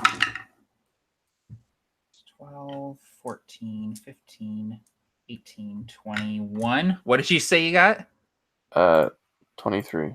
23. Okay, you just beat his brawling parry. So as you come toward him with the vibroblade, he kind of drops the E11D blaster and pulls out this this vibro knife that's sort of sheathed reverse grip on his breastplate. He pulls it out and brings it up to parry, but not in time. Go ahead and roll damage. He's kind of a bad day, I can tell you now.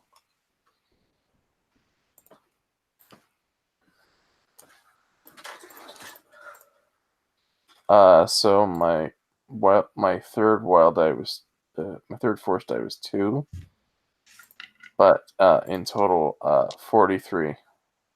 43 damage. 9 dice. Jeez. Okay, so rolling some stamina here. 1, 2, 3, 4, 5, 5. 11, 17. Even negating like half of that damage with the armor, that's still enough to wound this Death Trooper again, and you take him out. Go ahead and describe what that looks like as you gut one of these guys with your vibroblade. Right through him, and right back out again. Almost like if you just picture in your head, just taking just a regular old kitchen knife is going through a stick of butter and right back out again. That's what just happens.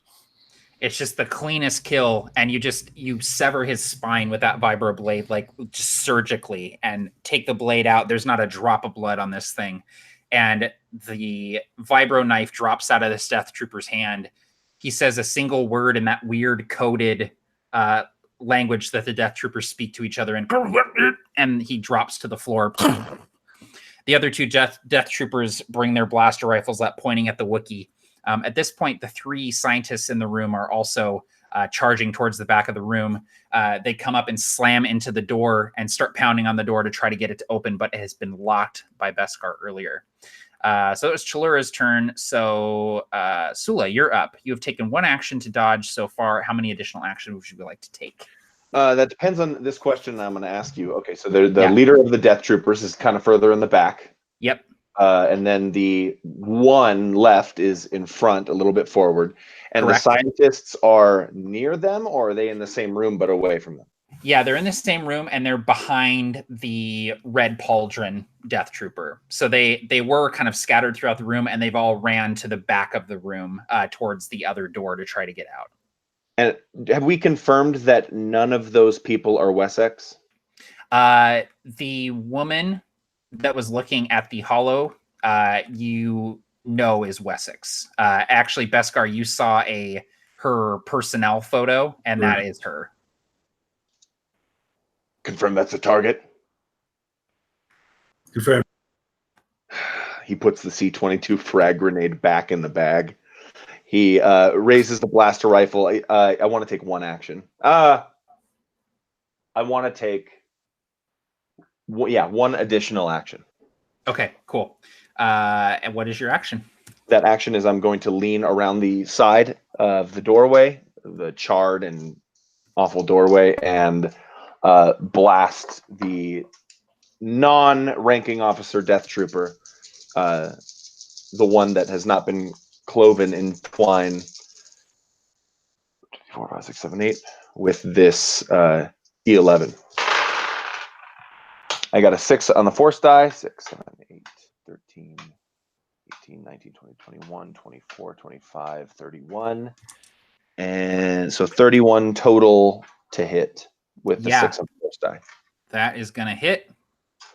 And damage is 2, 5, 11, 17, 22, 24. 24 damage. Let me roll to resist. 2, 3, 4, 5. 10, 13, 14, 17. How much damage did you say? 24. 24. So that is going to be 7 damage, which is enough to wound the remaining Death Trooper. What does that look like, Barker, as you wound this guy? I hit him right in the voice box, that vocoder. So it is defunct and no longer works, but you can tell that it's done something to his face. The energy, the electricity from the blast has spread itself in his skull.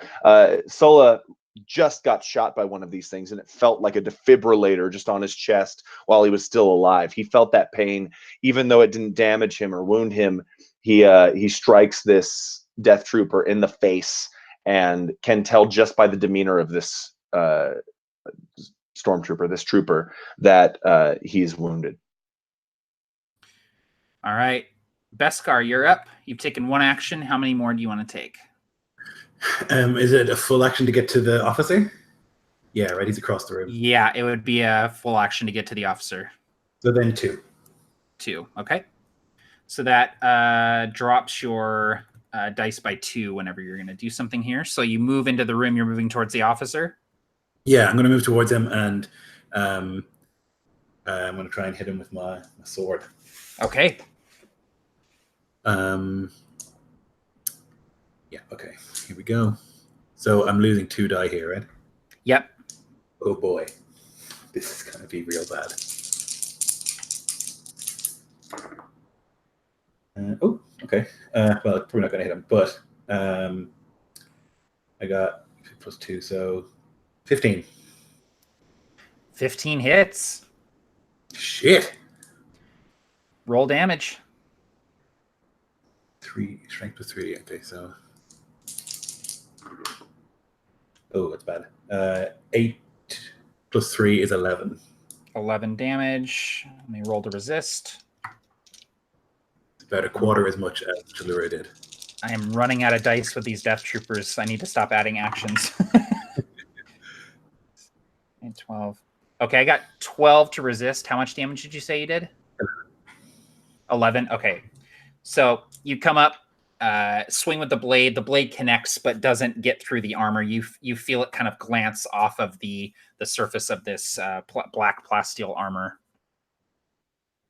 The Death Trooper with the red pauldron, as the blade kind of ricochets off, looks at you, reaches back and pulls out their own vibroblade off their back. Not a knife, an actual like sword. They pull it out.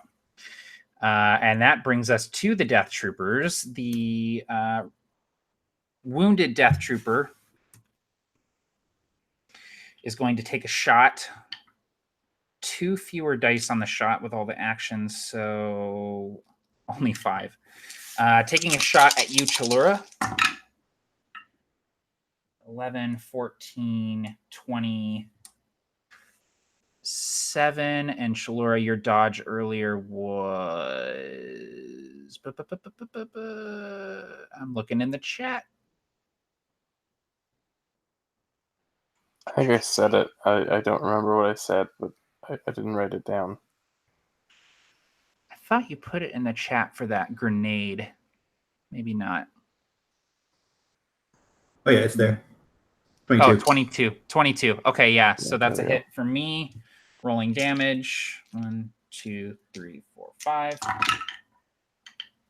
And it's 10, 16, 19, 23. Go ahead and roll stamina. Remember, reduce your dice by the number of actions you've taken. So that's just going to be 1 fewer dice for you.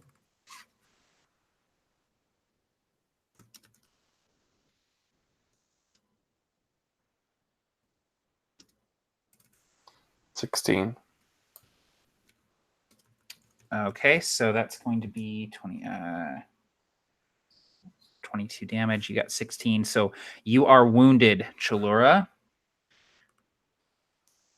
Wounded means that you are going to do minus 1d damage. Or no, I'm sorry. Wounded. Okay, so it actually doesn't have minus 1d to all actions when wounded. And you can take 2 wounds before you go down. Okay, that's the shot. So the shot strikes you, Chalura. You feel the burning of that blaster bolt as it finds its mark. The red pauldron Death Trooper pulling the vibroblade out is going to swing at you, Beskar. I have melee parry. Does that apply? That's... Yes. Yep. Make sure you reduce it by the number by 2 dice. 1, 2, 3. Oh, still? I had to turn in between. Yep. Yeah. The whole round. But they're going again, so it's a new round, right? Yeah. So this is their second action. Okay. Yeah. Yep. I gotcha. So after this, it'll be a new round. I have 9. 15 I got. 13. I have 9, 13, 14, 18, 23. So that's a hit on you with the vibroblade, rolling damage. Sorry, does my... Oh, it's not dodge, it's melee parry, right? That's why I can't use my... Okay. Gotcha. 2, 3, 4, 5. 11, 16, 18, 22 damage. So go ahead and roll stamina. Oh boy. Again, reducing it by 2 dice. Make sure you factor in that stormtrooper armor though. So that actually it'll give you plus 2 dice. So okay. Yeah, cancel it out. Yep. This is where I'm glad I pumped a lot into stamina. Oh, it's not good. 6, 7, 8, 9, 13. 13. So you as well are wounded, Beskar. Minus 1d on all of your actions until you receive medical care. So you kind of lock into melee combat with this Death Trooper. You're surprised at the insane speed and skill with which they fight with this vibroblade. They meet your blade, bring it around, and drive forward, and you feel that the vibrating blade slide easily past the stormtrooper armor in between the plates and into your flesh. She drags it out, flips it around, and prepares to defend as the fight continues. Okay, so that was the second action for the Death Troopers, and you guys didn't take any additional actions beyond that, so now we're back at the top of the initiative, actually, with the Death Troopers again. They are each going to take 1 action. The wounded one is going to shoot again at you, Chalura. Whew. Don't even bother dodging. That was a bad roll. The red pauldron is going to attack again with the vibro blade.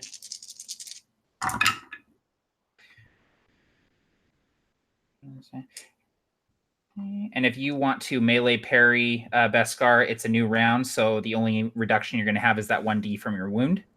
I certainly will, yeah. Okay. 11, 14, 16. Don't want to be dead. 19, 22. I prefer not to be dead. Okay, let's see here. I got a 6 on the... I don't know if that matters in this situation. On the force die, and I got 24. You managed to parry this. Go ahead and describe it. It's like luck more than skill. Beskar is outmatched, and he knows that, and he can like feel that immediately, and he's not used to that feeling, and so he just like sort of blindly swings and manages to like knock the strike off course just enough so that it grazes the side of his shoulder pauldron instead of stabbing through his heart. Perfect. All right, that was Death Troopers taking their 1 action. We're back up at the top of the initiative with Nexu. How many actions do you want to take this round? I'm going to take 2. 2? Okay. What's your first action? So my first action, not sure how this is going to work.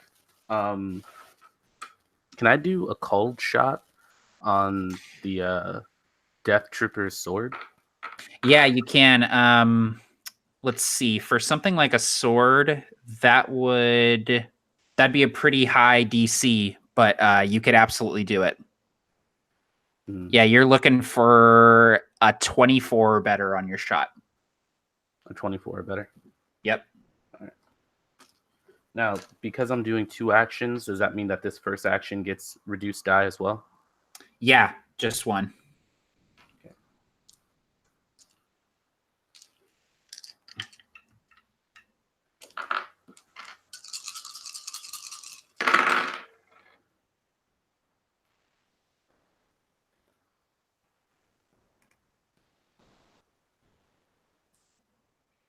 All right, so that's a 28 with a 3 on the fate die. Damn, yeah. You aim down this scope and this just whirling vibro sword. You take the shot, and Beskar, you see this flash of brilliant red light, and the vibro sword goes spinning out of the Death Trooper's hand and clatters onto the floor several feet away. Nicely done, Nexu. Okay, Chalura, how many actions would you like to take this round? Oh, I know what I want to do, but I don't know if I can do it. Well, what do you want to do? And I'll tell you if you can do it. Okay. First things first is oh my god, remembering names. Is Beskar blocking my vision of the other No, they're kind of like rotating around each other as they fight, so you get glimpses of the commander. Okay. I'll tell you what I want to do. I want to pick up this guy and throw it into the other guy. Okay, yeah. Let's do a brawl check. Sweet. I want to hit a dude with another dude, yeah. Just straight up brawling. Yep, strength. Okay. So is that 1 action or 2 actions? Let's pick him up and throw him. Pick him up and throw him would be 1 action. Sweet. So that would be my wild die is 4 and a total of 23. 23. Let me oppose. 2, 3. Brawling parry. 1, 2, 3, 4. 5. And then 1 fewer dice since he already took an action. 11, 14, 15, 16. What did you say you got? 23. 23. Okay, you managed to pick him up. For throwing, I guess that would be a strength again. Let's call it another brawl check to try and throw him at the other trooper. Okay. This is the most Wookiee attack ever. It's so perfect. Let me figure this out.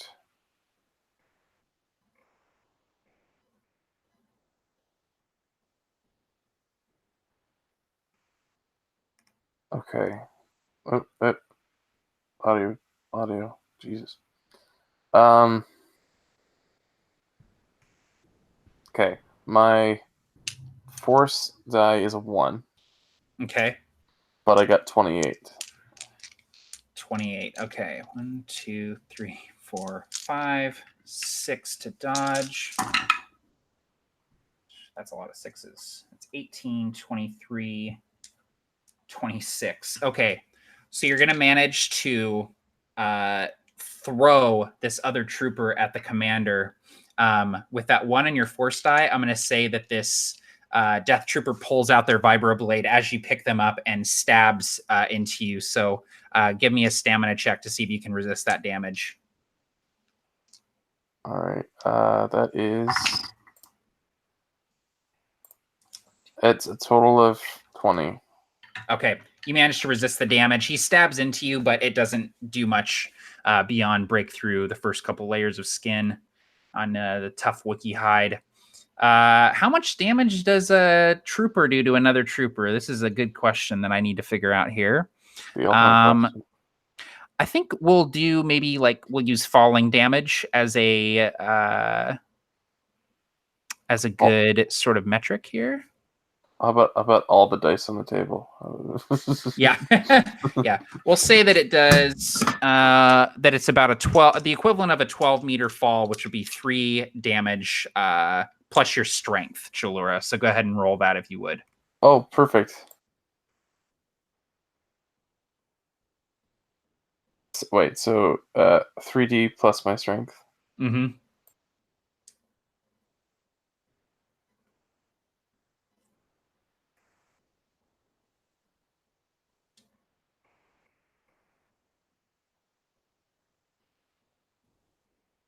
Okay, that is... We spoke too soon. So my force die was a 6 and then a 5. And so that is 42 damage. 2, 3, 4, 5. Okay. Rolling stamina.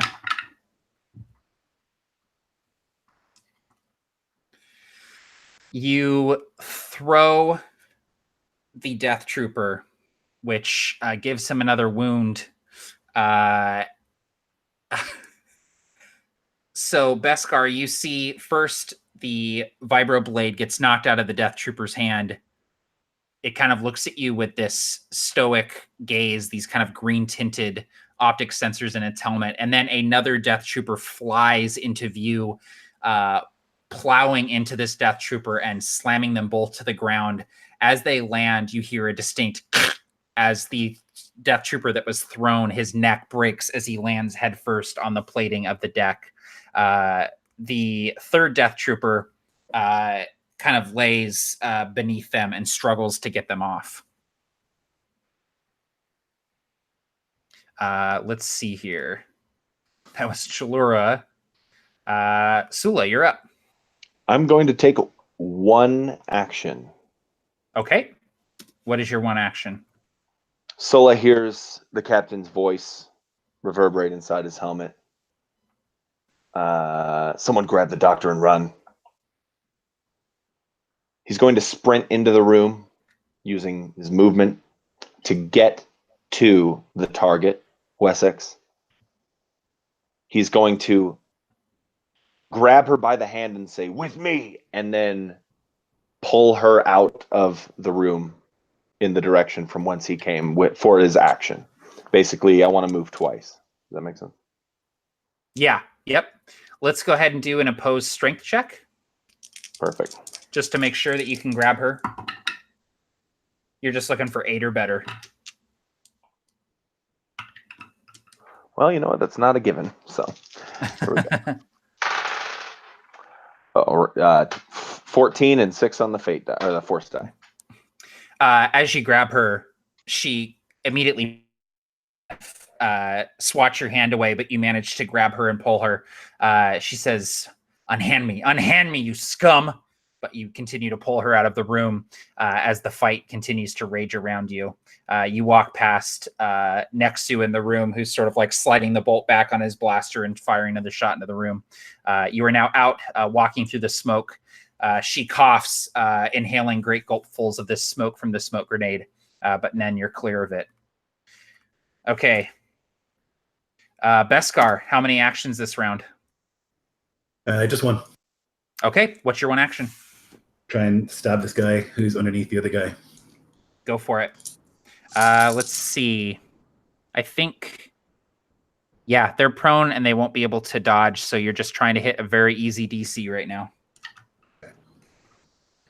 And I have -1 die for being wounded. 10, 15, 21. 21. Give me damage. And 2 is 11, plus 3 is 14. 14. Okay. All right. To go ahead and describe how you take this prone Death Trooper out with your Vibro Blade.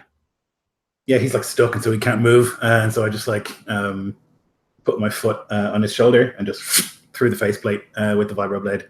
And then I'm like shouting, "Go, go, go!" Because we have the target and we need to get out of here.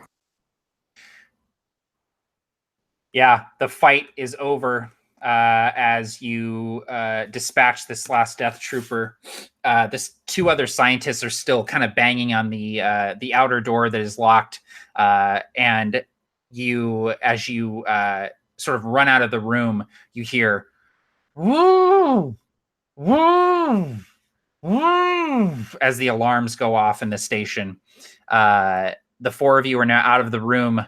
Wessex sort of fighting against Sulla as he pulls her along. Where do you go from here?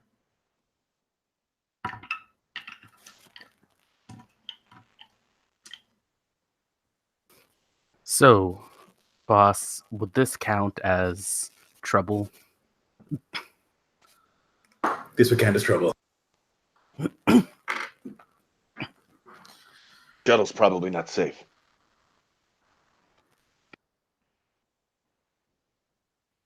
How do we get out of here? So, Miss Wessex, I think you should help us get out of here. I'm not helping you. Why would I help you? You're rebels, I can tell. Obviously, but if we don't get out of here and it looks like we're probably going to die, we'll probably have to kill you too. Strange of you to assume that I'd rather live than betray my empire. I would die before I helped you. If it comes to that, so be it. Okay. I looked at Shalora and I say, is it possible that you're willing to stay here but without your arms and legs? Go ahead and give me a let's do hang on.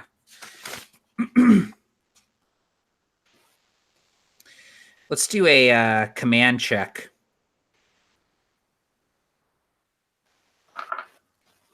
I do not have command on my sheet. So that'll be it'll just be perception then. Okay. Oh, I guess it'd be persuasion would be intimidation. So if you have persuasion, go for it. If not, just perception.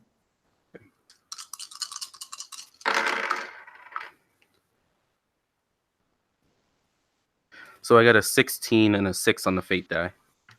Ooh, okay, awesome. She kind of looks at Chalura, maybe even noticing him kind of for the first time in the haze and the smoke and the blaster fire. Her eyes kind of go wide. Maybe she's never seen a Wookiee before. Maybe she's only heard legends, and maybe she's heard that Wookiees are known to tear people's arms out of their sockets when they lose. She looks back to you, Nexu, and says, "There's a small escape craft here on level 13. It's hidden away. I can lead you to it." Boss. All right. Any funny business, and we unleash the Wookiee on you. Noted, she says.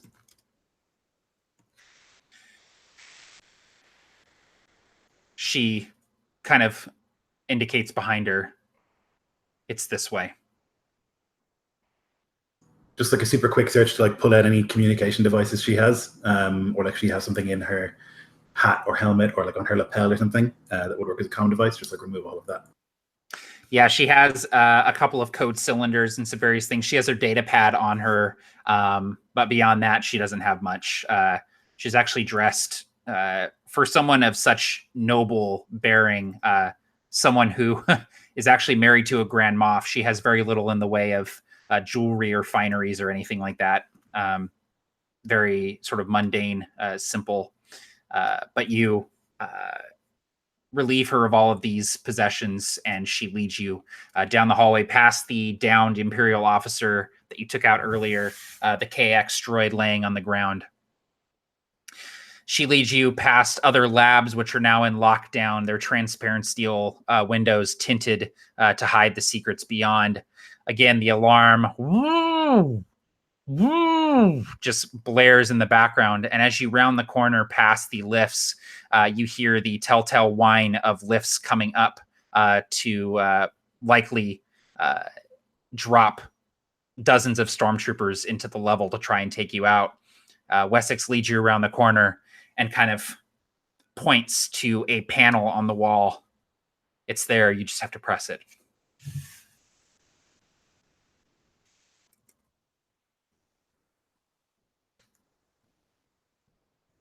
Why don't you press it, Wessex? Fine. She walks forward, leans on the panel, and it sort of scoots forward, and she slides it to the left, and you see a short corridor that you'd almost have to crawl through. It's little more than a ratway, leading into what looks like a small escape craft on the other end.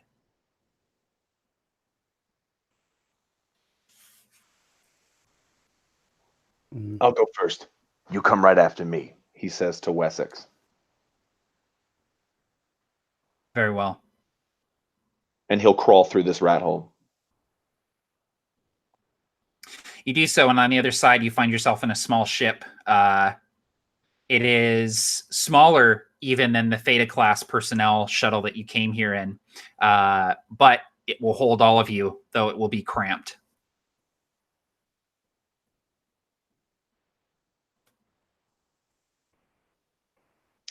Who has piloting skills in this? I've forgotten. Was it you, Chalura?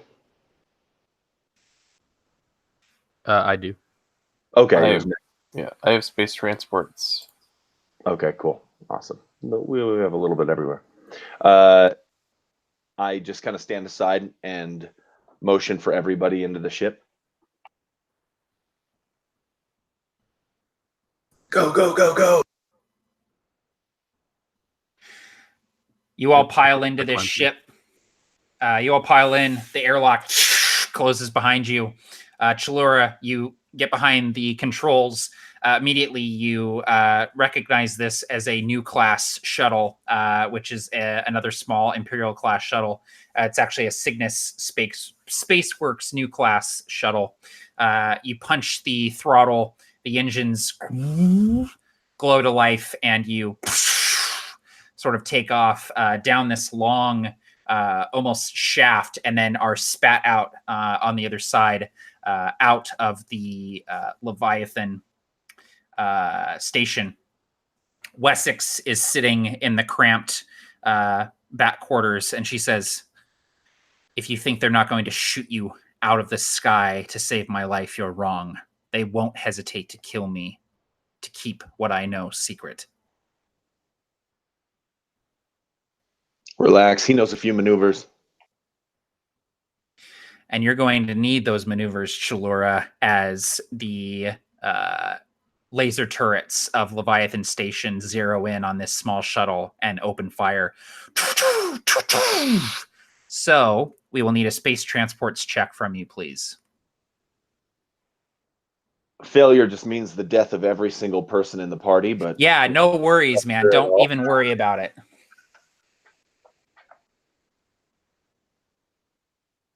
It's gonna be an episode. Oh no, no, no, no, no, no, no. My force die is a 1, and my total roll is a 5. Okay. That's not good. The shuttle's going to be getting hit with some laser turret damage here. 11. Do me a favor, Luke, and give me a roll of... Where is the... Go ahead and give me a roll of 3D. And tell me what you get.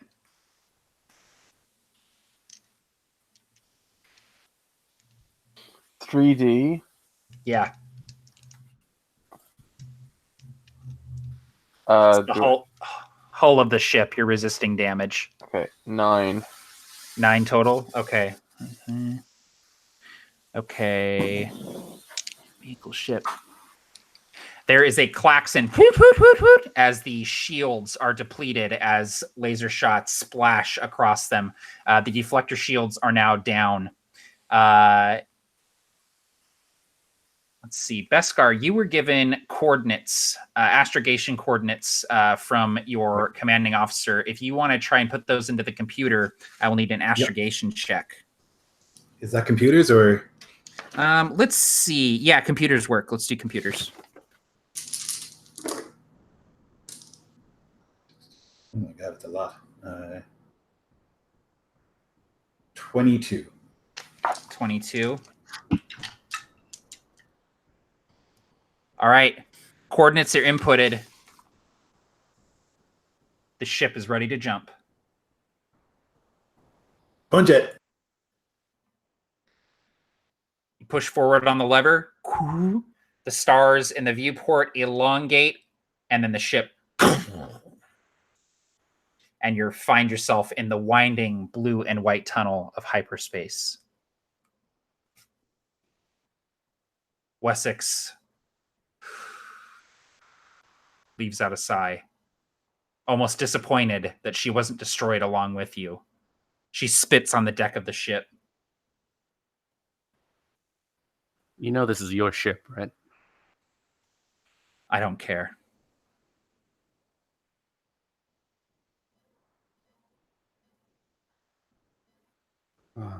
Don't be so glum. You can die another day. I don't know what you think I'm going to tell you, but you'll get nothing from me. We're not the We have people our we're going to talk to. It doesn't matter.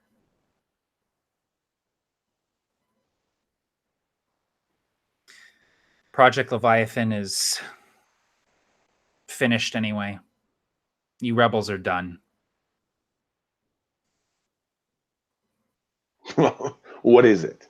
What is Leviathan? You will know soon. You will know very soon. Would it happen to be a giant ship that was on a hologram that you were working on? Something like that.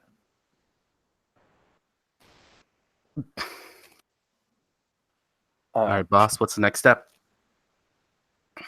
Get to the rendezvous.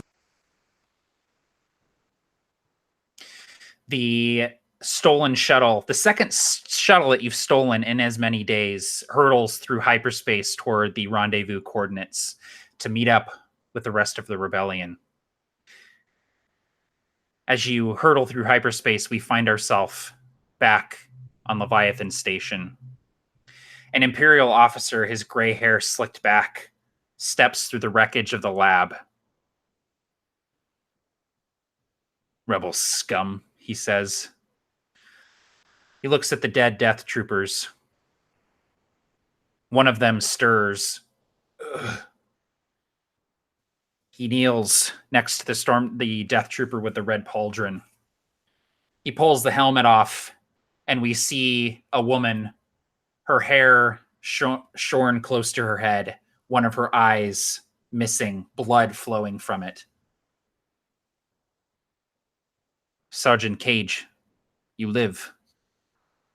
"Yes," she says. She strives to stand up. "Rest.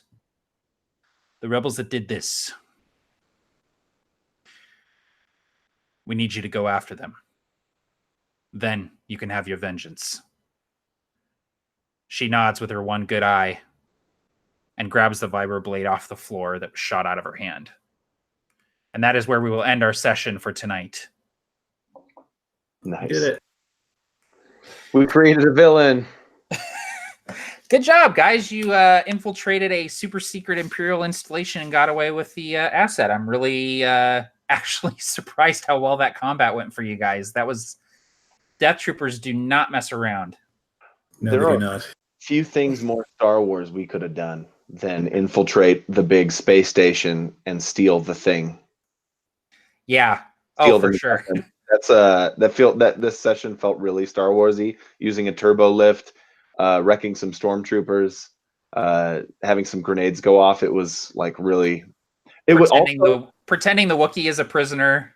yeah. I mean, having the Wookiee throw someone into someone else is probably the most Star Wars thing. That was amazing. It made me begin to wonder, like, man, are we like good rebels if we're willing to threaten someone's life or arms and legs and stuff? And then it made me kind of come to terms with, no, we're Defiance. We're Right. not Yeah. run-of-the-mill rebels. We're the... Yeah. I remember watching Rogue One and seeing like kind of the more messy side of the rebellion. Yeah. And like that's kind of like where I've been kind of taking the inspiration from, is like we're the side of the rebellion that does the things so that the rebellion can keep functioning. Yeah, like Cassian killing that guy at the beginning of Rogue One and then having orders to kill Jen's dad and stuff later on in the movie. Like, it's just like the rebellion can get messy, man, because it's sort of like at all costs. Like, you got to do what you got to do. Everything changed when Cassian killed that person. Yes. Everything changed. Yeah, for sure. Well, thanks everyone for joining us. This was a really fun session. I had a blast. We have one more to go in this, which will be in 2 weeks, the trilogy, and find out what happens with Defiance and their quarry.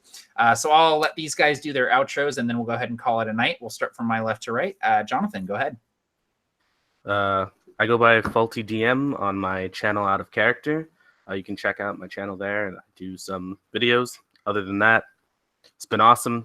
Thanks, Matt, for running another good game. Thanks, everybody else, for playing. It's been awesome.